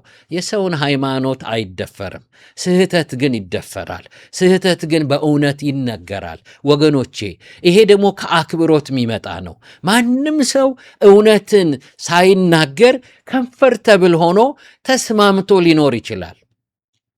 ሲራራልን ነው እውነቱን የሚነግረን እንጂ ማሽሟጠጡ ብዙ በቃ ይሄ ማጠልሸቱ ስለሚረብሸው ሰው ወንጌልን ጠንከር አድርጎ አይናገርም። ጳውሎስ ለምሳሌ መገረዝ ቢሆን አለመገረዝ አይጠቅምም አለ። ይሄ የእስራኤል ኩራት ነው። መገረዝ እኮ ትምክታቸው ነው፣ ብሔራዊ ክብራቸው ነው። ግን መዳን ስላለባቸው መገረዝ አለመገረዝ አይጠቅምም፣ በክርስቶስ ማመን ነው አላቸው። ይሄንን ወገኖቼ እንቅጩን ነግሮ እንዲድኑ ነው። በስጋ ሊከብሩ የሚወዱ ትገረዙ ዘንድ ግድ አሏችሁ ይላል። በግርዘት እኮ አያምኑም። ግን ደግሞ ግርዘት ይሄ ፖፑላሪቲ፣ ቺፕ የሆነ ፖፑላሪቲ በቃ ጨምሩበት። ከኢየሱስ ጋር ግርዘት ምናምን አይጨመርም ወገኖች። ኢየሱስ በጣም ሲገባችሁ ምልክቱ በሱ ትረካላችሁ። ኮተት አትጨምሩም። ልክ ቤታችንን ስንዘጋ ማጎሪያ ያለን እላዩ ላይ የሆነ ነገር ሳህን ምናንጠለጥለው፣ ጨለማ ስንሄድ ዱላ አለ፣ ለምናልባቱ ድንጋይ አይነት አይደለም። ክርስቶስ በራሱ በቂ ነው። በእውነት በትክክል የዳነ ሰው ምልክቱ በክርስቶስ ሳትስፋ ይሆናል። እግዚአብሔር የጠየቀውን ጽድቅ በመሞት አሟልቶ የእግዚአብሔርን ቁጣ ያበረደ ኢየሱስ በቂ ነው። ሃሌሉያ! ክብር ለእግዚአብሔር ይሁን። በክርስቶስ አምነን መዳን፣ ይሄ ትክክለኛ የሚጠቅመን ነገር ነው ወገኖቼ። መረጃ ትቶልናል። ሰይጣን በዚህ ይቸገራል። ሊገዛችሁ ሲፈልግ በገዛ በእናንተ ነፃ መውጫችሁን አስጠልቶ ሲገዛችሁ እንዳይኖር አስተውሉ። አየር ሁሉ በኢየሱስ ደስተኛ እንዳይሆን ያደረገው ጠንቀኛው በወንጌል የሚቸገረው ሰይጣን ነው። ብዙ ሰዎች ሳያውቁ ይሄንን ክፉ መንፈስ እያገለገሉት ነው ያሉት። ወደ ሙሴ ልውሰዳችሁ። መነሻ ሐሳባችን ኒቆዲሞስ በሌሊት ወደ ኢየሱስ መጣ። ኢየሱስን በነፃነት መቀበል የሚያሳፍር የሆነበት ጊዜ ለምን ሆነ? አየሩ፣ አካባቢው፣ በሱ የሚጎዳው ሰይጣን ሲስተሙን ሁሉ ክርስቶስ እንዳይፈለግ አድርጓል። ይቀማላ።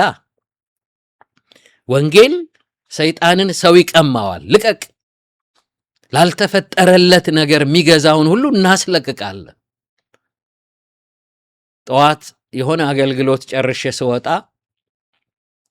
አንድ ሰው ላከልኝ። የሆነች አገልጋይ እህት ላከችልኝ ከሌላ ቦታ። ይሄው ጠንቋይ የነበረ ሰው ኦንላይን እየመሰከረ ሰማሁት ብላ ላከችልኝ ያገኘችውን ነገርና እግዚአብሔር የተመሰገነ ይሁን። ጠንቋይ የነበረ የታወቀ የነበረ ሰው የሆነ ወንድሙ መልእክት ሰጠው። ካሴቴን ሰማ፣ ዳነ። ቀምቼዋለሁ ከክፉ መንፈስ። በጣም ይሄ ፕሮሞት የሚያደርግ አንድ ጠንቋይ ጋር በሆነ ጉዳይ የሆነ ነገር አረጉለት። ሰውየውን ፕሮሞት አድርጎ ኮምቦልቻን ያጥለቀለቀ በጋዜጣ በቴሌቪዥን እንዲነገር አድርጎ አባቴ ይፈውሳሉ ብሎ አውጆ ሰውን ሁሉ ወደ ጠንቋይ ቤት የሆነ ዘመን ያስወሰደ። በኋላም በዚያው ሰውዬ መንፈስ ጠንቋይ ተደርጎ እሱም ይከድም የነበረ ሰው በእስራትና በጭንቀት ሆኖ ሰይጣንን ሲያገለግል የተሰበከ መልእክት ሰማና ሐሳቡን ቀይሮ አሁን ለሰይጣን ራስ ምታት ሆኗል። ጠንቋዮችን እያሳደደ ወንጌል እየሰበከ ወደ ኢየሱስ አመጣቸው። ወንጌል ሰይጣንን ይቀማዋል፣ ሰዎቹን ይነጥቀዋል፣ ለክርስቶስ ያስገዛበታል። ለዚህ ነው የምንሰራው። በደመ ነፍስ አንሰብክም። መልእክቴ ይሄ እንደሚሰራ አውቃለሁ። ብዙ ሰዎችን ከእስራት ነፃ አውጥቷል። ክብር ለእግዚአብሔር ይሁን። እግዚአብሔር ወደ ሙሴ መጣና መልእክት ነገረው፣ ራሱን አስተዋወቀው፣ በእርሱ የሚገኘውን ነፃነት። ባለፈው ክፍል እንዳስተማርኳችሁ የአብርሃም የይስሐቅ ያዕቆብ አምላክ ነኝ በሚል ንግግር እሱ ጋር አብርሃም ይስሐቅ ያዕቆብ እንዳሉ፣ ሕይወት ቀጣይ እንደሆነ፣ ከሞት በኋላ ሕይወት እንዳለ፣ እርሱ የሙታን ሳይሆን የሕያዋን አምላክ እንደሆነ፣ እዚህ በድናቸው መቃብር ውስጥ ይኖር እንጂ በእኔ ዘንድ አሉ። ለዚህ ነው ነበርኩ ያላልኩት። የአብርሃም አምላክ የይስሐቅ አምላክ ነበርኩ ያላልኩት አሁንም በእኔ ዘንድ ስላሉ ነው። ያልሞተ ልጅ አባት ነኝ ብሎ ነው የሚያወራው። አባት ነበርኩ እሱም ልጄ ነበር አይልም። ምክንያቱም ያ ልጅ ሳሙኤል ስላለ አሜሪካ ሊሆን ይችላል፣ አባት ኢትዮጵያ። ልክ እንደሱ ሲናገር በቁጥቋጦ መገለጥ ይሄንን ነገር አሰበ። ክርስቶስ መጥቶ የሚሰራውን ነገር በዚያ ውስጥ ተመለከተ። ለዚህ ነው የፈርዖን የልጅ ልጅ እንዳይባል በእምነት እምቢ አለ። ብድራቱን ትኩር ብሎ ተመልክቶ ነበርና ይላል። እግዚአብሔር የተመሰገነ ይሁን። በኋላም በአዲስ ኪዳን ዘመን ክርስቶስን መከተል ምንድነው ትርፉ እያሉ በየቦታው እያስቆሙ አንተን መከተል ምንድነው ጥቅማችን እያሉ በተለይ ጴጥሮስ በጣም የሚፈጥኑ ሰዎች ይጠይቁት ነበር። ጴጥሮስ ዮሐንስን ያዕቆብን ወስዶ በተራራ ላይ ከ1400 ዓመት በኋላ ሙሴ ከ900 ምናምን ዓመት በኋላ ኤልያስ በመገለጥ ተራራ ተገለጡ። ኤልያስና ሙሴ ታዩአቸው ይላል። ወንጌል እንዲህ ጠቃሚ ነው። ስለዚህ ሙሴ ይህንን እውነት አወቀ። ነፃ የወጣ ነፃ ያወጣል። ዛሬ ሰዎች ወንጌል ለመስበክ እስረኞች የተደረጉት በነፃ በሚያወጣ ወንጌል ያልተፈቱ ሰዎች በምንም አይነት ክብርና ሹመት ቢቀመጡ ወደ ወንጌል ስብከት ዞር አይሉ። እሱ እንዳይነካኩት ታስረዋል። ጉዳት የማያመጡ ነገሮችን እንዲናገሩ ሆነዋል። ከዛ ሙሴ መጣ። አስቀድሞ እሱ አመለጠ፣ ባለ ዓላማ ሆነ። ሌዊ ሆኖ ልጅ ወልዶ አግብቶ ዝም ብሎ ሊሞት ነበር። ወደ ጥሪው ተመለሰ። ለወንድሙ ነገረው። ከዛ ለእስራኤል መሪዎች ተያይዘው ሕዝብ ይዘው ወጡ። ይህንን በሚያደርግበት ጊዜ ግን ምንድን ነው የሆነው? ለፈርዖን ሄዶ ነገረው። ያገለግለኝ ያመልከኝ ዘንድ ሕዝቤን ልቀቅ አለው። እግዚአብሔር የተባረከ ይሁን። ባለቤቱ እኔ ነኝ። አስጨንቀ ከተማ፣ ምሽግ፣ ፒራሚድ ታሰራዋለህ። አሁን ቀኑ ነው፣ ልቀቅ። ፈርዖን ምን አለ? እግዚአብሔርንም አላውቅም እስራኤልንም አልለቅም አለ። ለፈርዖን ትልቅ ድንጋጤ ነው። ነፃ ከወጡ እሱ ባሪያ ያጣል። ሲሄዱም እሱን ቀጥተውት ነው ሄዱት። የፈርዖን የበኩር ልጅና የእስራኤል የግብፅ በኩር ተገሎ እነሱ ሲያለቅሱ ለእስራኤል ሳቅ ሆኗል። ግብፃውያን ወደ ባህር ሲጣሉ እስራኤል ከበሮ አንስቷል። ስለዚህ የብሉይ ኪዳንም የእግዚአብሔር ጥሪ የምስራች ለፈርዖን ድንጋጤ ስለነበር በተቻለው መጠን የሚያቀርቡትን ጡብ በገዛ ገለባቸው ፈልገው እንዲያቀርቡ በማድረግ ከዘገዩም እንዲገረፉ አድርጎ ሕይወታቸውን በገለባ ነገር ቃውጥ ያደረገው። ወገኖቼ ዛሬ ከሕይወት አንጻር ከታየ ሰፊ ሰዓት የምንሰጠው የምናነበው የምናየው ነገር ሁሉ ከሕይወት አንጻር ያን ያህል ፕራዮሪቲ የሚሰጠው አይደለም። ከሁሉ ነገር ፕራዮሪቲ የሚሰጠው አሁን ምነግራችሁ ነገር ነው። ከትምህርታችሁ፣ ከትዳራችሁ፣ ከቢዝነሳችሁ እሱን ሁሉ በተሳካ ሁኔታ የሚረዳ አምላክ ባለቤት የሆነ ጌታ ኖሯችሁ ለመስራት ፕራዮሪቲያችሁ እርሱን በሕይወት መሾም ነው። ሰይጣን ግን ወገኖቼ በብዙ ነገር ቢዚ ያርጓችሁ። ሀብታሙ ሰው ትዝ ይላችኋል ሉቃስ 16 ላይ ነጋዴ ነው፣ ገንዘብ ሜክ ያረጋል። ሰዓት ሁሉ ተይዞ ነበር። የወንጌል መስሚያ ጊዜ አልነበረውም። ኢየሱስ እንደተናገረ በሞተ ጊዜ ተቀበረ። ቀብሩ ትልቅ ይሆናል። ራሱን ያገኘው ግን በሲኦል ነው። ጥሩ ምሳሌ ነው። ብዙ ሰዎች ምሳሌም ላይሆን ይችላል ብለው ያምናሉ። ምንም ይሁን ግን ትምህርቱን ያስተምረናል። ያ ሰው ምድር ላይ አዌር አልነበረም፣ መረጃ የለውም። ቅርብ ጊዜ ሞል ሄድኩና ልክ ስወጣ የሞሉ ሰዓት አልፏልና ሁሉም በሮች ተዘግተዋል። እዛ ጋ ያለ ተረኛ ሰው መጥቶ ነገረን፣ የምንወጣበት ሰዓት ደርሷልና ከዚህ ሰዓት ውጭ ይቆለፋል አለን። በኋላ ሰዓቱም አልፏል። ስንፈልግ ሌሎች በሮች ዝግ ናቸው። መመለስ የማይቻል ኤግዚት ዶር አለ፣ መመለስ አያስችልም ይላል። ትጫኑትና ትወጣላችሁ። ሌሎች በሮች ተዘግተዋል። ሰው ቢዘጋም በእነዚህ በሮች ነው የሚወጣው። እሳት አደጋ ቢነሳም እነዛ በሮች ስለሚያንሱ በዚያ ይወጣል ሰው። ሕይወት እንደሱ ነው። በሞት ትወጣላችሁ። ያመናችሁት ነገር እማያዋጣ ከሆነ ተመልሳችሁ ማስተካከል አትችሉም። ለሰው አንዴ መሞት፣ ከዚያ በኋላ ፍርድ ተወስኖበታል ይላል። ሰለሞን ምን ይላል? በጉብዝና ወራት ፈጣሪህን አስብ፣ ደስ አያሰኙም የምትላቸው ዓመታት ሳይመጡ ይላል። ስጋም ወደ አፈሩ ነፍስም ወደ ፈጠራት ሳትሄድ ሁለቱ ነፍስና ስጋ መንፈስ አንድ ላይ የሆኑበት ያቺ ሰዓት ውድ ሰዓት ናት። ለምንድንበት ወንጌል መስሚያ የሚያሸልመንን አገልግሎት አገልግሎ ለመሄጃ ብልጥ ሰው በፕሮግራም ጨርሷት ይሄዳል። አስቀድሞ ይድናል። ሲሄድም መዳን ብቻ አይደለም፣ ተንጠልጥሎ እንደሚድን አይደለም። አንዳንድ ጊዜ ጥሩ ማርክ አውጥተን እናልፋለን አይደል? ድፍን አድርገን ማለፍና 50 አምጥቶ ማለፍ አለ። ጥሩ ነው እሱም አለመውደቅ፣ እግዚአብሔር ይመስገን። ሕይወትም በክርስቶስ እንድንና ደግሞ ሽልማት እያሰብን እንኖራል። መግባታችሁ በሙላት ይሆናል ይላል። የክርስቶስ ደም ለመግባት በቂ ነው። ያለፈ የአክሊል የክብር የሽልማት ዘመን ደግሞ አለ። ሰው ለእግዚአብሔር ለደከመበት ነገር ደግሞ የሚያገኘው ብዙ ዝርዝር ነገር አለ። ታገኙ ዘንድ ሮጡ ብሏል ጳውሎስ። እግዚአብሔር የተባረከ ይሁን። ይቺ የምድር ህይወታችን በጣም ሲሪየስ ነች። ቅድም በነበረው አንድ ትምህርት ተናግሬያለሁ። አንድ የሙስሊም ስኮላር የሆነ አልአዛር ዩኒቨርሲቲ ውስጥ ተምሯል። ሄዶ በግብፅ አገር ወንጌልን ኮንፍሮንት እያረገ ዲቤት የሚያደርግ ዕብራይስጡን ግሪኩን ለክርክር ያጠና ሰው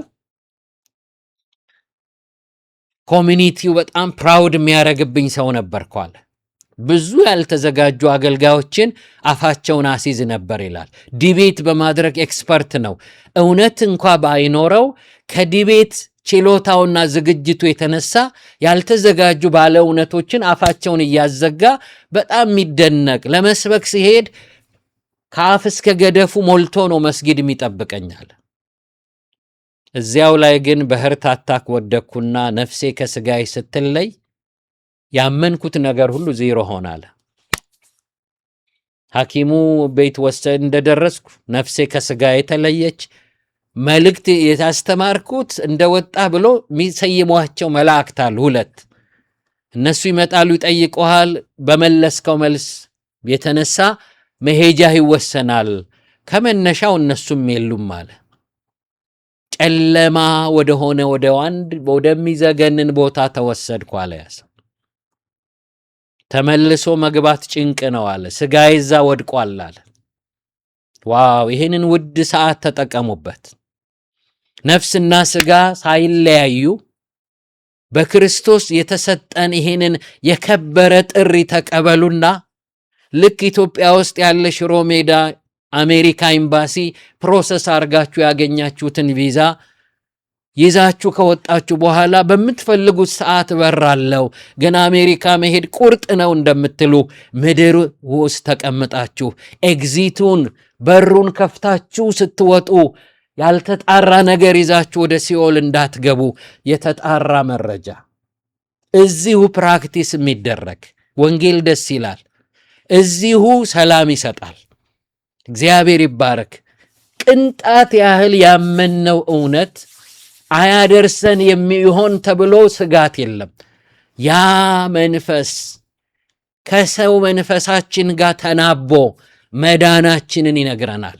ዳግም ስንወለድ ደግሞ ነፋስ በሚያወዛውዘው ነገር መኖሩ እንደሚታወቅ በክርስቶስ አምነን ዳግም ስንወለድ ሰላም፣ እረፍት የሚባሉ ከምልክትነት ያለፉ የሚያጥለቀልቅ የእረፍት መንፈስ በውስጣችን አለ። እሱን ሰኪውር አርገን ቪዛ ይዞ ስለ በረራው ቀን ብቻ የሚያስብ ለመሄዱ በጣም እርግጠኛ እንደሚሆን ሰው በመንፈሱ ታትመን የእግዚአብሔር ልጅ ሆነን ዳግም ስንወለድ በሚገኝ ሰላም ውስጥ ሆነን ተዘጋጅተን የሞትን ቀን እንጠብቅ። ያ ሰው ሲናገር ቀድመውኝ ሄዱ፣ ከኔ በላይ እኔንም ያሰለጠኑ ኮመንተሪ የጻፉ የሙስሊም ስኮላርስ በዚያ መንፈሳቸው ይጮሃል፣ ይጸጸታሉ፣ ይላሉ። ጨለማ ስላችሁ በቀን መጨለም የሚመጣ አይደለም። ፀሐይ ስትጠልቅ የሚመጣውን ጨለማ አይደለም። ኤክስፕሌን የማይደረግ ዘግናኝ ጨለማ ነው ይላል ሰውየው። እዚህ መግቢያውን ኢየሱስን ተቃውመን ዋናውን ነገር ያስክዳቸዋል ወገኖች። እዛ ላይ ነው ጭቅጭቁ። ኢየሱስ አልተሰቀለም፣ ተሰቀለ። እሱ ነው ቁልፉ ነገር። ኢየሱስ ካልተነሳማ ወንጌላችን ከንቱ ነው የሚለው ጳውሎስ። ዋናው ማሰሪያ ነገር እሱ ነው። ሰዎችን የሚያስታቸው ደግሞ ዋናው ነገር ላይ ነው። ክርክሩ፣ ጭቅጭቁ፣ ይሄ እንዲህ ነው ምናምን። ሰውየው ያንን አየሁ፣ ተጸጸትኩ። የሚገባውን ቅጣት ለመቀበል እዛው ጨለማ ለመግባት ስዘጋጅ ወደ ሌላ ቦታ ተወሰድኩ። ከዛ በተቃረነ ሌላ የክብር ስፍራ ደግሞ እዚያው ምድር ላይ በክርክር የረታኋቸው ምቀልድባቸው አክራሪዎች የገደሏቸው ብሎ በስም ይጠራቸዋል። እነሱ ደግሞ ሊገለጥ በማይችል ክብር ውስጥ ናቸዋል።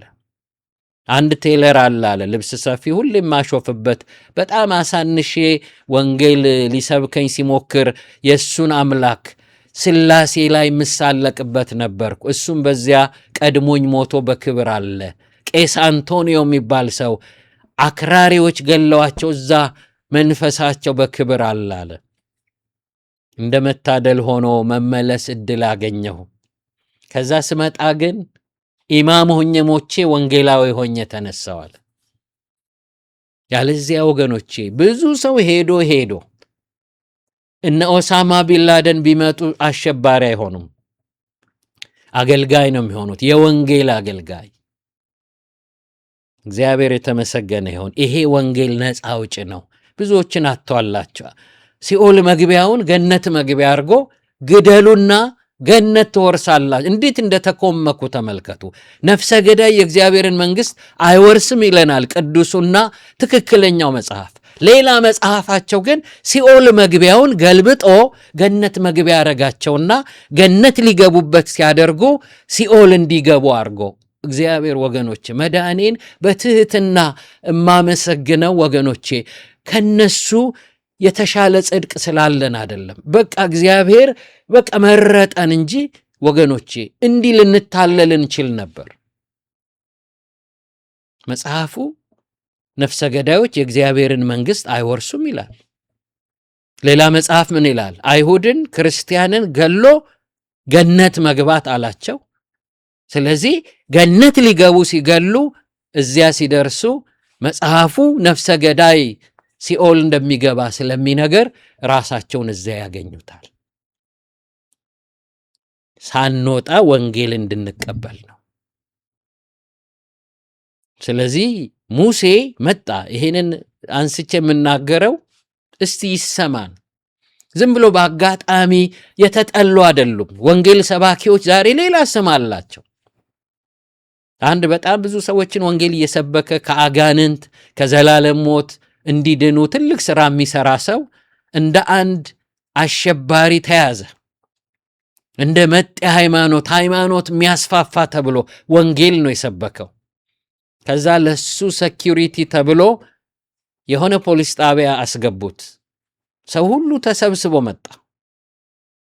አንዳንዶቹ ሰው ይሁን ምን ይሁን ራሱ የተወራው ወሬ ጭራቅ አርጎት ስለነበር ዶማ መጥረቢያ ሁሉ ይዘው ለጦርነት መጥተዋል። ሥራ ሁሉ ትተው ከዛ ፖሊስ ጣቢያ ሲሄዱ እሱ የፖሊስ ጣቢያው ግድግዳ ላይ ተደግፎ ቆሟል። አንዳንዱ የታላሉ በቃ የተለየ ምስል ነው የሚጠብቁት። ይሄው እዛ ጋር ቆመው ተባለ። አንዱ ሰው ምን አሉ? እንዴ ይሄማ ሰው አይደል እንዴ አሉ። አያችሁ፣ ሰይጣን እኛን ማስጠላት አለበት፣ ወንጌል ሰባኪዎችን። ምክንያቱም ሰዎች ከተቀበሉን እሱ ጫማ ስር ላለው ሰው ሹክ እንላለን። ምን ብለን? ወንድሜ ሊገዛህ መብት የለውም። የዛሬ 2000 ዓመት አንተን ያስረገጠውን ኃጢአት በመስቀል ላይ ጠርቆታል። ስለዚህ ይሄንን ብታምን አሁን ከጫማው ተወጣና በምትኩ እሱ አንተ ጫማ ውስጥ ይሆናል። እንደሱ ነው የሆነው። እግዚአብሔር የተመሰገነ ይሁን። ልክ እሱን ስንነግር የረገጠውና ባሪያ ያደረገውን ሰው ማስጣል ብቻ አይደለም፣ ተርፎ በሱ ላይ ይገዛል። ወንጌል ከአጋንንት ማስጣል ብቻ አይደለም፣ ያስጣለውን ሰው በአጋንንት ላይ ገዢ ያደርገዋል። ተደራቢ ኪሳራ ነው። አንድ ጊዜ ከአንድ ሰው ጋር ስንጸልይ ክፉ መንፈስ በአንድ ሰው ውስጥ ጮኸና ጌታን አያቅም። በኋላ ወንጌል ተሰብኮለት ነው። በውስጡ የነበረ መንፈስ ራሱን ገለጠ እና በጣም መንፈሱ እየተበሳጨ የሚያወራው ምንድን ነው?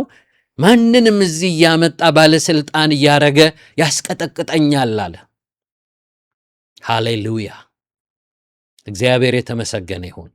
ሂዱ ከሰዎች አጋንንት አውጡ ሲላቸው የቀትር ጋኔን ምናምን ሲፈራ የኖረውን ከሰው እያወጡ ሲመጡ ደቀ መዛሙርት ሄደው ቅፍ አድርገው ኢየሱስን እንኳን ለዚያ በቃህን፣ አጋንንት እንኳ በስምህ ተገዙልን። ጌታ ኢየሱስ ምን አላቸው? ብዙ ቤነፊት ስላለ አንዱ ነገር ብቻ ስለሆነ ዋናው ነገር ላይ እንዲያመሰግኑ አረጋቸው። ስማችሁ በሕይወት መጽሐፍ መዝገብ ላይ ስለተጻፈ በዚህ ደስ ይበላችሁ። አንድ ቁራጭ ነገር ነው እሱ። ብዙ ቤኔፊት አለው። አንዳንድ ጊዜ ሲቲዝን የሚያገኘው ቤኔፊት አለ እዚህ ሀገር። ትምህርት ቤት ሊሆን ይችላል፣ ስኮላርሺፕ ሊሆን ይችላል፣ አንዳንድ ጥሩ ደሞዝ የሚያስከፍሉ ስራዎች ሊሆን ይችላሉ። ሲቲዝን የሆኑ ጊዜ እድል የሚሰጡ ወገኖቼ፣ እነዚህ የምድር ሲቲዝን የሚሰጡ ቤኔፊት ሊኖር ይችላል። ነገር ግን በሕይወት መዝገብ ላይ ተጽፈን የእግዚአብሔር መንግሥት ዜጋዎች ስንሆን ትልቅ ቤኔፊት አለን። የዘላለም ሕይወት፣ የእግዚአብሔር ልጅ መሆን፣ ከሰይጣን ባርነት ነፃ መውጣት። አረ ምኑ ቅጡ ወገኖች፣ ምኑ ተዘርዝሮ በወንጌል የሚገኝ ትርፍ ወገኖቼ። ነፃነቱ፣ የእግዚአብሔር ልጅ መሆን፣ ወራሽነቱ፣ ከጨለማ ከድቅድቅ ጨለማ ወደሚደነቅ ብርሃን። ሃሌሉያ! ከጨለማው ስልጣን አዳነን ይልና ቤዛነትን ወዳገኘንበት እርሱንም ወዳገኘንበት ወደ ፍቅሩ ልጅ መንግሥት አፈለሰን ይላል። እግዚአብሔር ይባረክ። ይሄ ፍልሰት አይታወቅም። አካላችን ሳይንቀሳቀስ ከጨለማ ወደ ብርሃን ፈልሰናል፣ ከሞት ወደ ዘላለም ሕይወት። እግዚአብሔር የተመሰገነ ይሁን። ወገኖች፣ ይህን ሁሉ ስናገር የቆየሁት ኒቆዲሞስ ወደ ኢየሱስ ሲመጣ በሌሊት የመጣበት መደበቅ፣ መሸሸግ የተገደደበት ኢየሱስ ለምንድን ነው በግልጽ የማይነገር የሆነው? ሌሎች ነገሮች ሁሉ ሳይከለከሉ እየተነገሩ ሰው እሱን ሲሰማ የኢሪቴት የሚያደርገው ነፃ አውጭ ሆኖ እያለ ነፃ ወጪው ራሱ የያዘውን መንፈስ የሚያስጥል ነገር እየተነገረው እምቢ የሚልበት ምክንያት ለምንድን ነው ከተባለ በጨለማው ዓለም ያለ ክፉ መንፈስ በኤደን ገነት በውሸት የሰረቀውንና የተከለከለውን ፍሬ አስበልቶ ስልጣን ከሰጠው ጌታ ጋር ጣልቶ ጫማው ስር ያደረገውን ሕዝብ የሚነጥቅና በሱ ራስ ላይ እንዲሰለጥን የሚያደርገውን ወንጌል ሰው ሰምቶ እንዳያመልጥ አእምሮውን ስለሚደፍን ነው። የዚህ ዓለም አምላክ የማያምኑትን ሐሳብ አሳወረ ይላል። ወገኖቼ፣ አንድ የሆነ ነገር ብሸፍን እኔው ተሸፍኜ ያሉ ነገሮች ሁሉ እንደሌሉ ይሆናሉ። ግን ምንድን ነው ይመስለኝ? የሉም ለኔ። አይነ ስውር እየመራችሁ ስትሄዱ ምንድን ነው እዚህ አካባቢ ያለ ይላችኋል። እዚህ ትልቅ ሕንፃ አለ ብትሉት ለሱ የለም ስላላየው፣ እናንተ ግን ታዩታላችሁ። ይሄ ሰይጣን ወገኖች እግዚአብሔርን አይጋርድባችሁም። መጽሐፉን መጋረድ ባይችል አንባቢውን ይጋርደዋል። ለዚህ ነው ወንጌላችን የተከደነ አይደለም ይላል። ለዚህ ነው ሽፋኑ ሲነሳ ኮተታችን ሚለቀን። ልክ ሽፋኑ ግርዶሹ ሲነሳ እንዲህ መጽሐፉ የሚለውን እንዴት አላስተዋልኩም ይላሉ። ሲከራከሩ ሲጨቃጨቁ የነበሩ ሰዎች እውነትና መንገድ ነኝ፣ ከኔ በቀር ሌላ መንገድ እንዲህ ያለ ነው ያላየሁት ይላሉ። እንድንበት ዘንድ ከሰማይ በታች የተሰጠ ሌላ ስም የለም። አይን ሲከፈት ነው የምታዩት። የአንድን ሰውን ምስክርነት ልንገራችሁ። ለ25 ዓመት ኢትዮጵያ የታሰረ በሰው መግደል ምክንያት የታሰረ ሰው ነው። ብዙ ዘመን እስር ቤት ቆየ። በሱ ልክ የታሰረ ሰው እንደሌለ ይናገራል። ስለ ክርስቶስ ሰምቻለሁ፣ የክርስቲያን ወንጌል ሰባኪ ሰዎች ልጆች ጋር ጓደኛ ነበርኩ፣ እሄዳለሁ፣ ሰማለሁ። ለእኔ ግድ አልነበረም። በቃ በእስራት ውስጥ ሆኜ የምደባደብ ሰው በጩቤ የምንገድል ነበርን። በሱ ምክንያት ነው የታሰርነው አለ። እዛ ወህኒ ቤት ታመምኩ አለ። ታምሜ ወደ ሕክምና የሚሰጥበት የወህኒ ቤቱ ቦታ የሕክምና መስጫ ሄድኩ አለ። ህመሙ ጸንቶብኝ ስለነበር አድሚት አረጉኝ፣ ተኛው። ሌላ እስረኛም ከጎኔ ተኝተዋል አለ። በኋላ ተኝተን እያለ ያወራን የነበረን ለጥቂት ጊዜም ተቀራርበን ያወራን ሰው ድንገት ህመሙ በረታበትና በሚቀጥለው ከኔ ጎን ባለ አልጋ ያለ ሰው ሞተ አለ። ስለ ሰውየው ሲናገር የማያነበው የሃይማኖት መጽሐፍ የለም አለ። ያነብና ይስማል፣ አስጠግቶ አስሮ ይተኛል። በከበውት ነው የሚተኛው። ሰውየው ሞተ። ከጎኔ ሬሳ አለ። ያንን መሞቱን ቼክ አርጎ ወደ ፌነራል ሆም የሚልክ ሰው በዚህ ባለስልጣን የሆነ በዚህ ነገር የሚጠየቅ ሰው ሄዷል ወጥቶ ሲደወልም ስልክ አያነሳም። ስለዚህ ከሬሳ ጋር ማደር ግድ ሆነብኛል። ግን ቀን ይሁን ሌሊት ድንገት ሰውየው ብድግ አላለ። ያለንበት ሁሉ ተናወጠ። ኡኡ ሞሆ ተባለ። በቃ ነርሶች ተጠሩ። እያማተቡ ነው የሚመጡት። ተነስቶ ቁጭ አለ እና ምግብ ነው የጠየቀው። በላ። እሱን ከጨረሰ በኋላ ያደረገው ነገር ሁሉ መጽሐፍቶችን ሁሉ ሰበሰበና አሰራቸው። የሚፈልግ ሰው አለ መውሰድ ይችላል አለ እና ሰው ግራ ገብቶታል። በጣም እያነበበ የሚስማቸው መጽሐፍቶች መለሳቸው። በቃ የሚወስድ ካለ መውሰድ ይችላል አለ። ከዛ ቁጭ ብሎ ያወራል አለ። ይሄ የተነገረው ሰው ነው የሚያወራ። አሁን ምላችሁ ሰው አይ አልናገርም እንዴ በጨጨ ልባል እላለሁ አለ ይላል አለ። ምን ሆነ ነው አልኩታል። አይ አልናገር እንዴ አበደ ልባል የማንም መሳለቂያ ልሆን ይላል አለ።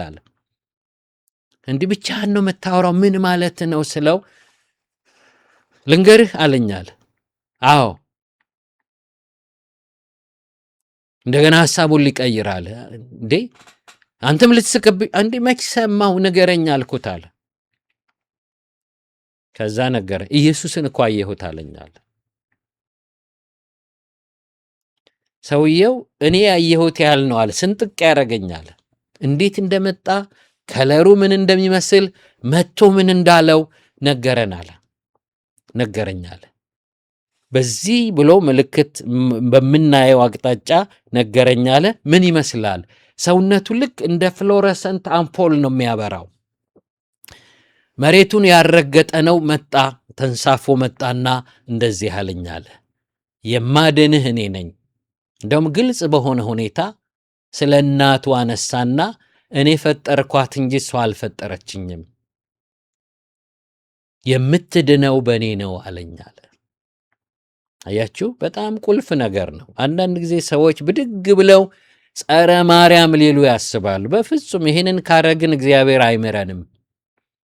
እንኳን ይችን የተመረጠች የኢየሱስን እናት በሱ ማህፀን እግዚአብሔር ወልድ በሷ ማህፀን አድሮ ልንንቃት አንችልም። ብዙ ሰዎች የማይረዱን፣ አንዳንድ ሰዎችም ሰዎችን አጣልተው በሚገኝ እጅ መንሻ ለመኖር ሌላ ነገር ያወራሉ እንጂ ወገኖቼ መላእክትን በሉ የኢየሱስን እናት በክርስቶስ ሰማዕት ሆነው የሞቱትን ዋጋ ሁሉንም እናከብራለን። መጽሐፍ ቅዱስ ደረጃ ይሰጣል። ለዚህ ነው የዕብራውያን መጽሐፍ ጻፊ ሄዶ ሁሉም ሰዎች መላእክትን ከኢየሱስ በላይ አድርገው ኢየሱስን ሲከድኑበት ለሱ ማስተባበያ ይሰጣል፣ ያደላድላል የመላእክት ቦታቸው። ለዚህ ነው ዕብራውያን ምዕራፍ 1 ሄዳችሁ ስታነቡ ሲጀምር ምን ይላል? እግዚአብሔር በብዙ አይነትና በብዙ ጎዳና ለአባቶቻችን በነቢያት ተናግሮ ሁሉን ወራሽ ባደረገው ደግሞም ዓለማትን በፈጠረበት በልጁ በዚህ ዘመን መጨረሻ ለእኛ ተናገረን። እርሱም የክብሩ መንጸባረቅና የባህሪው ምሳሌ ሆኖ ኃጢአታችንን በራሱ ካነጻ በኋላ በሰማያት በግርማው ቀኝ ተቀመጠ ይላል።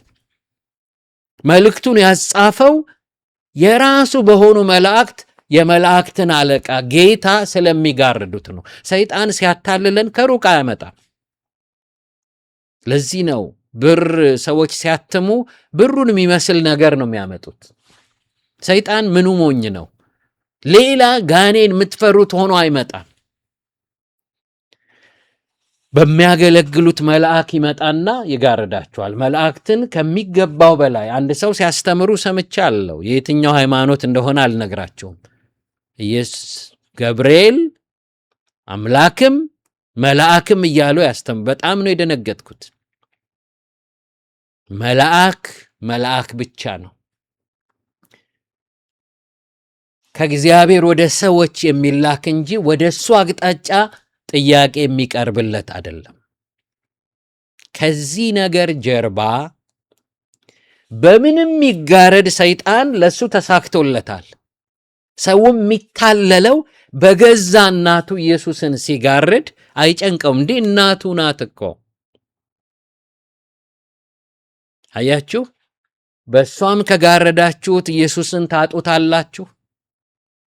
እሱን ቦታው ላይ ያስቀምጣችሁ ነው ቀጥሎ ደረጃውን ጠብቃችሁ ሌሎችን ማክበር የምትችሉ። ግልጽ ነው ምለው ነገር። ስለዚህ ይሄንን ይላችሁና ከመላእክትስ አንተ ልጄ ነህ እኔ ዛሬ ወልጄሃለሁ ያለው ከቶ ለማን ነው ይላል። በኩሩን እግዚአብሔር ወልድን ወደ ዓለም ሲያገባ ይላል። አስገቢው ማን ነው? እግዚአብሔር። የሆነ ነገር የሚገባው ሌላ ቦታ ሲኖር ነው። ለዚህ ነው አሜሪካ ሰዎች ሲያገኙን ወሪ ፍሮም ሚሉን። ለምን? በሆነ ኤርፖርት የሆነ ቪዛ ይዘን እንደመጣን ያውቃሉ። ሌላ ቦታ ተወልደናል፣ እዚህ ገብተናል። ለዚህ ነው ከየት መጣህ ሚሉን። ዜግነት ኦሪጂናል የማን ነው ሚሉን። ለዚህ ነው በኩሩን ወደ ዓለም ሲያገባ ይላል። የነበረ ነገር ነው የሚገባው። እግዚአብሔር ወልድ ሆኖ ነው የገባው። ሰው ሆኖ ገባ። መወለዱ እዚህ ዓለም ውስጥ በዛ ፎርም አስገባው እንጂ ሳይመጣም ነበር። በኩሩን ወደ ዓለም ሲያገባ የእግዚአብሔር መላእክት ሁሉ ለእርሱ ይስገዱ ብሎለታል። ማን? እግዚአብሔር አብ። ስለዚህ ደረጃቸውን ነው የሚነግረው። የሚሰገድለት እንጂ በሚሰግዱለት የሚጋረድ አይደለም። በጣም በጥንቃቄ ብዙ ስህተቶች ዳብረው አሁን ብሔራዊ ክብር ሆነዋል። እነሱን አስጠባቂዎች አሉ በየቲክቶኩ በየፌስቡኩ። ስህተት ገንግኖ ጠባቂ ተከራካሪ አለው። ፕሊስ ይህን የምታረጉ ሰዎች አስተውሉ።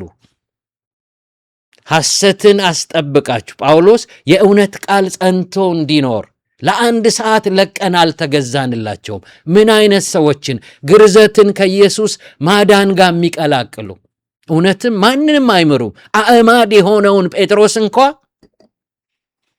አልማረውም። ቀድመኛል። በእርግጥ ይሁዲነትን በማክረር ኢየሱስ ሙሉ ነው ከማይሉ ሰዎች መምጣት የተነሳ አብረሃቸው ኢየሱስ በቂ ነው ብለህ ቴብል ላይ ስትመገብ የነበርካቸውን ሰዎች አክራሪ አይሁዶች ያልጠራ ነገር የያዙ ሰዎች ሲመጡ አብረ ተገበስክ፣ ቴብል ቀየርክ። ከቴብል ስትነሳ የያዙትን ወንጌል ሙሉ እንዳልሆነ ነገርካቸው። በርናባስም አብሮት ከጴጥሮስ ጋር ተገበዘ ነው የሚል። በሁሉ ፊት ገሰጽኩት፣ ሞት ይገባህ ነበር። ትልቁ ወንጀል በምድር ላይ ኢየሱስን መጋረድ ነው። ሆስፒታል ውስጥ መድኃኒት አሳስተው ብዙ ሰዎችን ከገደሉ ሐኪሞች በላይ ትልቁ ወንጀል የክርስቶስን እውነት በሌላ ነገር ጋርዶ የሰውን ዘላለም በሲኦል ማረግ ነው። ለዚህ ደግሞ ቀላል ቅጣት አይጠብቃቸውም። ምድር ላይ አስከብሮ በሲኦል ግን በመጨረሻው ዘመን በፍርድ ፊት ክርስቶስ የሞተለትን ያንን ወንጌል የጋረዱ ሰዎች፣ ይሄንን ያስተማሩ ሰዎች ቅጣታቸው ከፍተኛ ነው።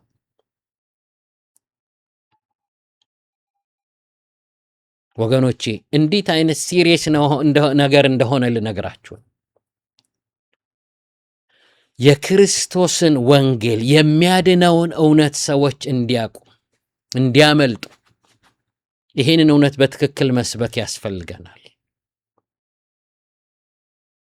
በክርስቶስ የእግዚአብሔር ልጅ መሆን ወንጌል ነው ሰዎች የሚያመልጡት። ለዚህ ነው ወገኖቼ በዚህ ወንጌል ሰዎች እንዲድኑ በዚህ ወንጌል ላይ ፎከስ የምናደርገው። እግዚአብሔር ብዙ ሰዎችን ይጠይቃል። ይሄንን ቦታውን እናስይዛለን። ያ ሰው ይሄንን ነገረናል። ከዛ ከእስር ቤት ትወጣለህ፣ እኔን ታገለግለኛለህ ተባለ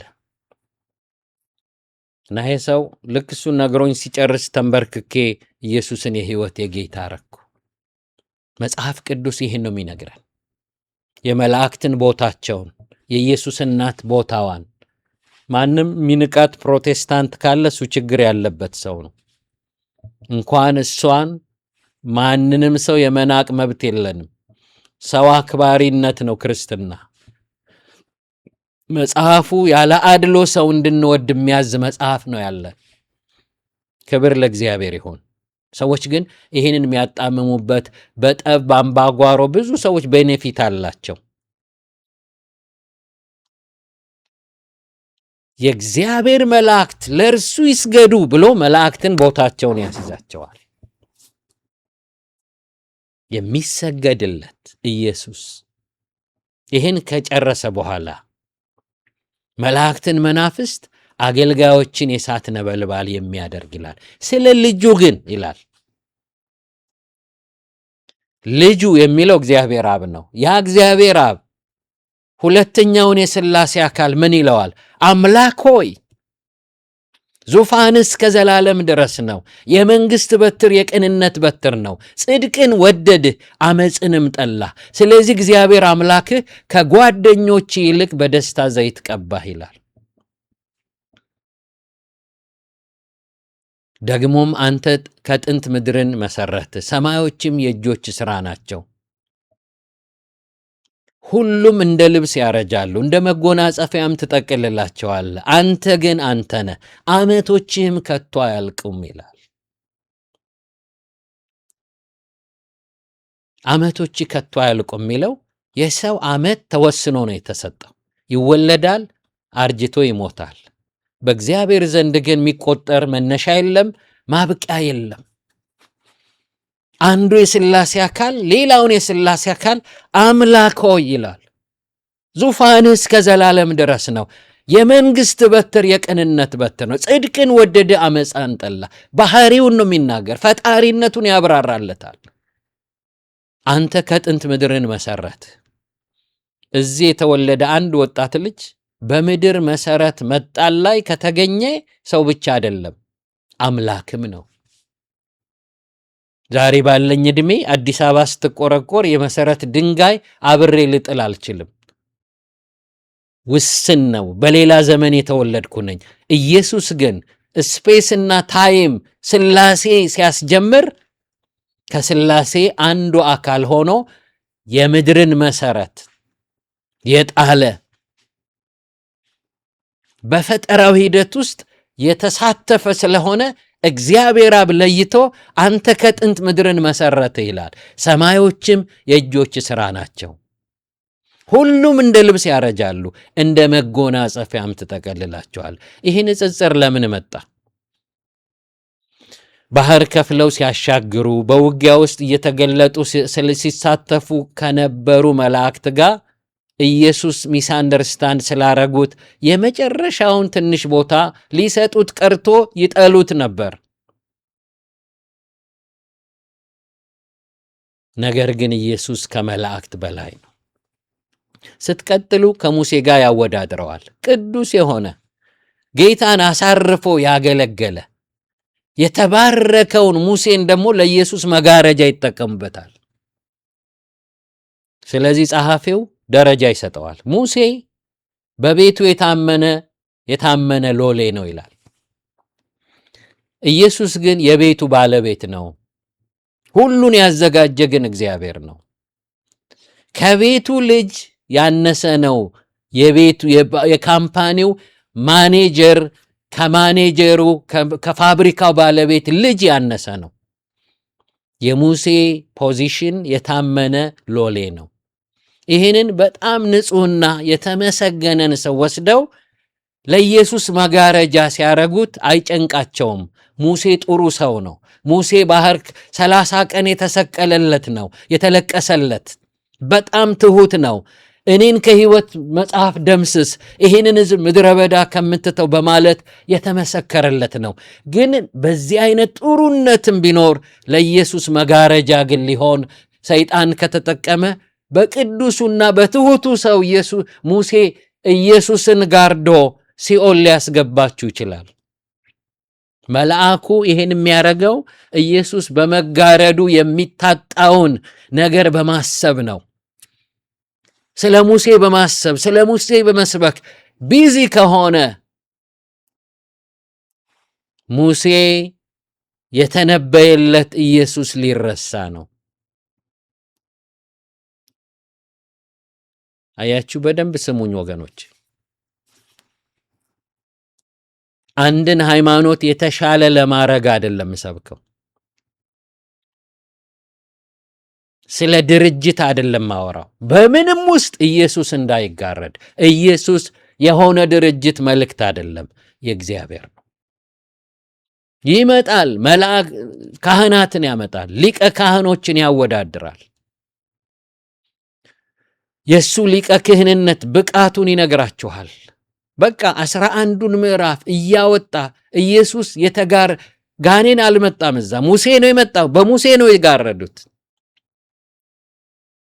በመላእክት ነው። ዛሬ ወገኖቼ በጣም ቅዱስ በሆኑ ከኢየሱስ ጋር ዝምድና ባላቸው እሱን በመላክ ባገለገሉ መላእክት ሁሉ ኢየሱስ ተጋርደዋል። የመላእክት የመስበኪያ ሰዓታችሁ ሲራዘም የኢየሱስ ስብከት ሰዓት ያንስና አድቨርታይዝ አይሆንም፣ አይነገርም። ስለዚህ ስለ ክርስቶስ ዕውቀት ከሌለን በምን ዕውቀት እንመን? ጌታ ይባረክ። እዚህ ጋር ላቁም ወገኖቼ።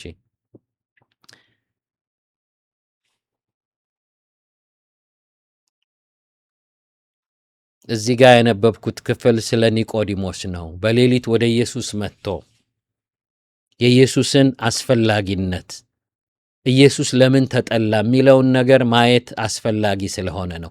ይሄ ያልተነቃ ነገር ስለሆነ ነው ዛሬ ልባችን ለወንጌል ዝግ የሆነው። ያገኘ ነገር ሁሉ የህይወት አቅጣጫ ነው ብለን ተቀብለን የምንጠፋው በዚህ ጥበብና ሴራ ውስጥ ኤክስፖዝ ስለሆንን ወጥመድ ስለተጠመድን ነው። ይሄ ሲገባን ግን አሃ ብሎ ሰው የሚያነበውን ነገር ሰይጣን እጁ ላይ አምጥቶለት ከሆነ አስተማሪም ከሆነ ጠፍቶ ያጠፋ ከሆነ ቼክ እንዲያረጉ ነው። እንግዲህ ይህንን መልእክት ጠቃሚ ነው። ጊዜ ስላለን ከርዕሱ ሳንወጣ ሰፊ ጊዜ ወስደን ብዙ ጥያቄዎች ይመለሳሉ። ምንም ጥድፊያ የለም።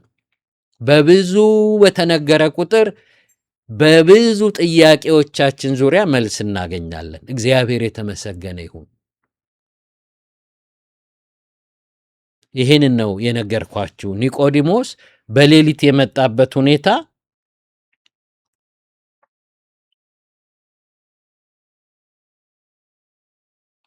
ስናነብ የተነሳንበት ሐሳብ ከፈሪሳውያን ወገን የአይሁድ አለቃ የሆነ ኒቆዲሞስ የሚባል አንድ ሰው ነበረ።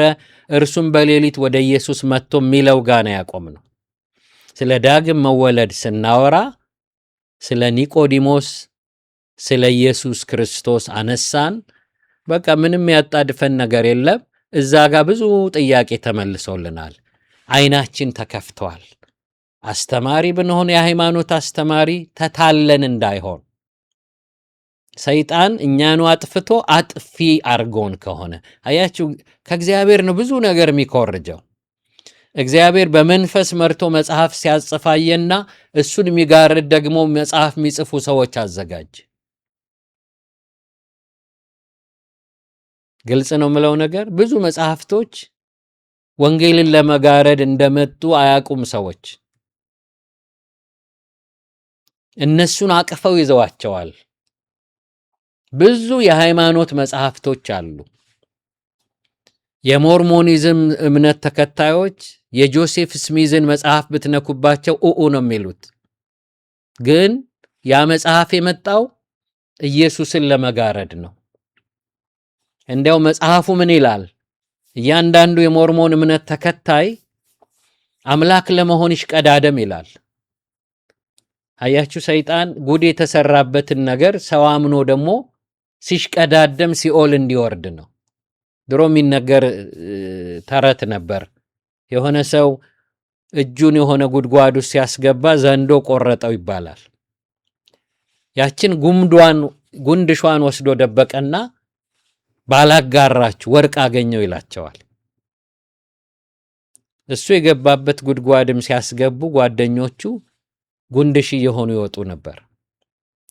ሰይጣን ሰውን ሁሉ እሱ ድል በተነሳበት መቀመቅ በወረደበት ነገር በብዙ ዙሪያ ጥምጥም ነገር እንዲያዝ ያደርገዋል።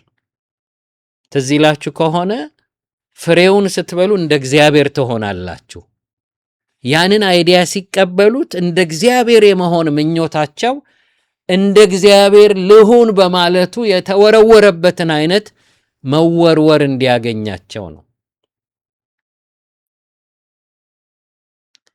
ስለዚህ ሰይጣን እኛን ኢየሱስን አውቀን እንዳናመልጥ የሚጋርድባቸውን መጽሐፍቶችን የሕይወት መጽሐፍ አድርገን ሲኦል እንዳንወርድ ምን እያነበብን ነው? ለዚህ ነው ጳውሎስ ለጢሞቴዎስ ከልጅነት ጀምሮ ቤተሰቦችህ መዳን የሚገኝበትን ጥበብ የሚነግሩ መጽሐፍቶችን አስነብበኸዋል። ጥሩ ኤክስፖዠር ነው። አንዳንዴ ያዝናል። የማያድንን ነገር አዳኝ ነው ብሎ ያመነ አባት ልጁም አፍ ሲፈታ ልጆቹ እሱ በተምታታበት ነገር ነው አምነው የሚያድጉት። አባቴን ከማመሰግንበት አንዱ ነገር የጠራ ወንጌል ሰምቶ በዛ ሕይወት ውስጥ ሆኖ ሲደሰት ኖሮ እኛም ስንወለድ አፍ የፈታነው በጠራው መጽሐፍ እውነት ነው፣ በክርስቶስ ኢየሱስ መገለጥ። ክብር ለእግዚአብሔር ይሁን። ሃሌሉያ።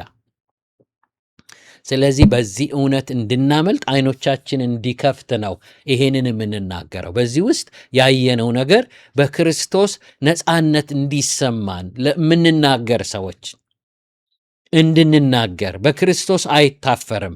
እርሱ የነፃ መውጫ የጨዋ የመሆን አቅም ከሲኦል የማምለጥ ጉልበት ነው። እግዚአብሔር ይባረክ። ጳውሎስ በወንጌል አላፍርም አለ። ሰዎች ስላላወቁት ሲያፍሩበት በማፈር አንተባበር። እንዴት አላፈረበትም የሚል ጥያቄ መፍጠር አለብን። ያፈርንበትን በቅጡ ለመናገር ያልደፈርነውን ኢየሱስን ሰዎች አያከብሩልንም። አትፈሩ። በክርስቶስ ባገኛችሁት አጋጣሚ ሚስ አንደርስታንድ አድርጎት በሚሸማቀቅበትና ከምፈርተብል በማይሆን ማህበረሰብ ውስጥ ነግረን ኢንፎርም አድርገን አድነን በሕይወት እንዲኖሩ እናደርጋለን። ክብር ለእግዚአብሔር ይሁን። ዛሬ አይኖቻችን ይከፈቱ። አስተማሪዎች ብንሆን እግዚአብሔር ሰዎችን ያድንና በጣም ፓሽን ይሰጣቸዋል። እግዚአብሔር ይመስገን። ለእኔ የተሰጠኝ ሸክም ይሄ ነው። ይሄው ለ35 ዓመት አገልግያለሁ። ሁል ጊዜ ግለጥ አንድ የምታገለግል እህት እግዚአብሔር ከገላገለን አንዱ ነገር የማይለዋወጥ በምንም ሁኔታ እንድንሰብክ የሚቀሰቅስ ሸክም ሰጥቶ ገላገለን አለች። እውነት ነው፣ እስማማለሁ። ኑሮ ተመቼ አልተመቼ፣ እግዚአብሔር አንዳንዴ ገባን አልገባን፣ ምንም ሁኔታ ሳይጠብቅ ያንን ወንጌል ማካፈል ሰጥቶናል። ወገኖች ለእኛ እንደዚህ እንደሆነ አድኖ የሚያድን እውነት ለማናገር ሸክም እንደሚሰጥ ከዚህ ኮርጆ ሰይጣን ሰዎች መጥፋት ብቻ አይደለም የጠፉበትን ስህተት እንደ እውነት ይዘውት የማይወጡበት ቦታ የለም። እውነትን እየተቃረኑ ስህተታቸውን እያሰራጩ ይኖራሉ። ጠፍተዋል። ጠፍተው ብቻ አልቀሩም፣ አጥፊ እንዲሆኑ ያደርጋቸዋል። ለዚህ ነው በየቲክቶኩ ስህተታቸውን እንደ እውነት ይዘው ዲቤት ለማድረግ የሚመጡት። ምክንያቱም በኃይል የጠፉ ናቸው። ዝም ብሎ የጠፋ አለ፣ በቃ ያጠፋውን ነገር ይዞ ፈዞም ይኖር አለ። ልክ በእግዚአብሔር ቤትም ያዳነውን ነገር ብዙም ሳይሞቀው ሳይበርደው ለሰው ሳይመሰክር በግሉ ድኖም ይኖር አለ። በሁለቱም መንፈሳዊ መንግስት ውስጥ ዓለም ውስጥ ይሄ ነው ያለው። በጣም የተነኩ እንደነ ጳውሎስ አይነት ደግሞ መዳን ብቻ አይደለም፣ በዛ ዘመን ሳለ ጠፍቶም ያጠፋ ነበር፣ ሰው እስኪገድል ድረስ። እስጢፋኖስ ሲወገር ልብስ ያዥ ነበር፣ አንገላች ነበርኩ ይላል። ሲድን ደግሞ ልክ ሰይጣን አጥፍቶት አጥፊና ገዳይ ያረገውን ያህል በደማስቆ ብርሃን ሲበራለት ዘግይቶ የመጣ ሰው ቢሆንም በጣም ነፃነቱ የበዛ ስለነበር አገሩን በወንጌል አጥለቅልቆ ብዙ ደብዳቤ ጽፎ በክብር ሄደ። እግዚአብሔር ይባረክ። ዛሬ በዚህ ነገር ነቅታችሁ ለሚቀጥለው መልእክት እንድትሰናዱ ነው። እንቀጥላለን። ዳግም መወለድ ምንድን ነው የሚለውን ኒቆዲሞስ ለጠየቀው ጥያቄ የተመለሰውን መልስ ደግሞ ከብዙ የእግዚአብሔር ቃል ጋር እያጣቀስን እናያለን። በጣም ጠቃሚ ነው የሚሆነው። በጌታም የሆናችሁ ይሄ እውነት ኦልሬዲ የገባችሁ ሰዎች ተምራችሁ ለማስተማር ብቃት ስለሚሰጣችሁ ይሄንን እውነት በትክክል ስሙ። እግዚአብሔር ይባረክ። ሁል ጊዜ የወንጌል እውነት ስንሰማ ኦልሬዲ በእጃችን ያለው ነገር ምን ያህል ክቡር እንደሆነ እናያለን። እግዚአብሔር በነገር ሁሉ ይባርከን። ሁላችንን ለሰዎች ሼር አርጉ፣ ላኩላቸው፣ ለዘመዶቻችሁ አይናቸው ይከፈት። ፕሊስ እንራራላቸው። ጨካኞች ንፉጎች አንሁን። ይሄ ወንጌል ለሰዎች ያስፈልጋል። የሰማንና ልባችሁ የተነካ ታዲያ ምን አድርጌ ነው ከዚህ ሕይወት ጋር የምቀላቀለው? እንዴት ነው ያን ብርሃን ወደ ውስጥ የምጋብዘው የምትሉ ሰዎች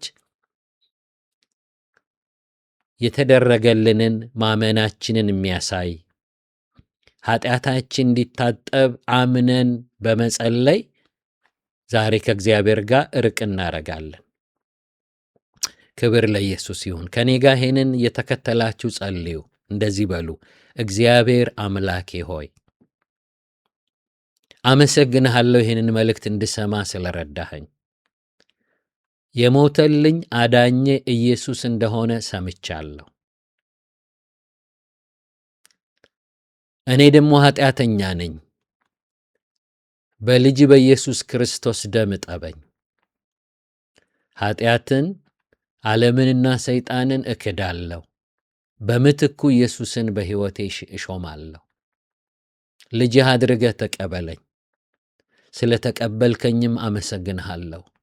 በአብ በወልድ በመንፈስ ቅዱስ አንድ አምላክ ስም አሜን። እግዚአብሔር ይባረክ። በጣም ደስ ብሎኛል። ብዙ ሰዎች እንደሚድኑ በዚህ እውነት ተስፋ አረጋለሁ። እግዚአብሔር የተባረከ ይሁን። ሰይጣን ሊሰማው የማይፈልገው ነገር ነው።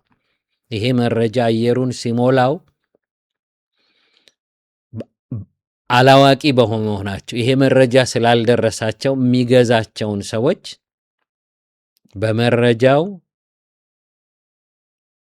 እሱ መረገጥ ይጀምራል። እግዚአብሔር ይባረክ። ሁኔታዎች ይለወጣሉ። ኢየሱስ ለሰው ልጆች ሞቷል። የኃጢአት ዕዳችን ተከፍሏል። ክብር ለእግዚአብሔር ይሁን። ጌታ ይባርካችሁ። ጨርሰናል። ሼር አርጉ፣ ላይክ አርጉ። ለሌሎች ሰዎች ይህንን እድል እንዲያገኙ ወንጌልን ስበኳቸው። እግዚአብሔር የተመሰገነ ይሁን። ይህንን መልእክት መናገር አትርሱ። እግዚአብሔር ይባርካችሁ። ጨርሰናል። ብሩክ ሁኑ። በኢየሱስ ስም አሜን። ቻው።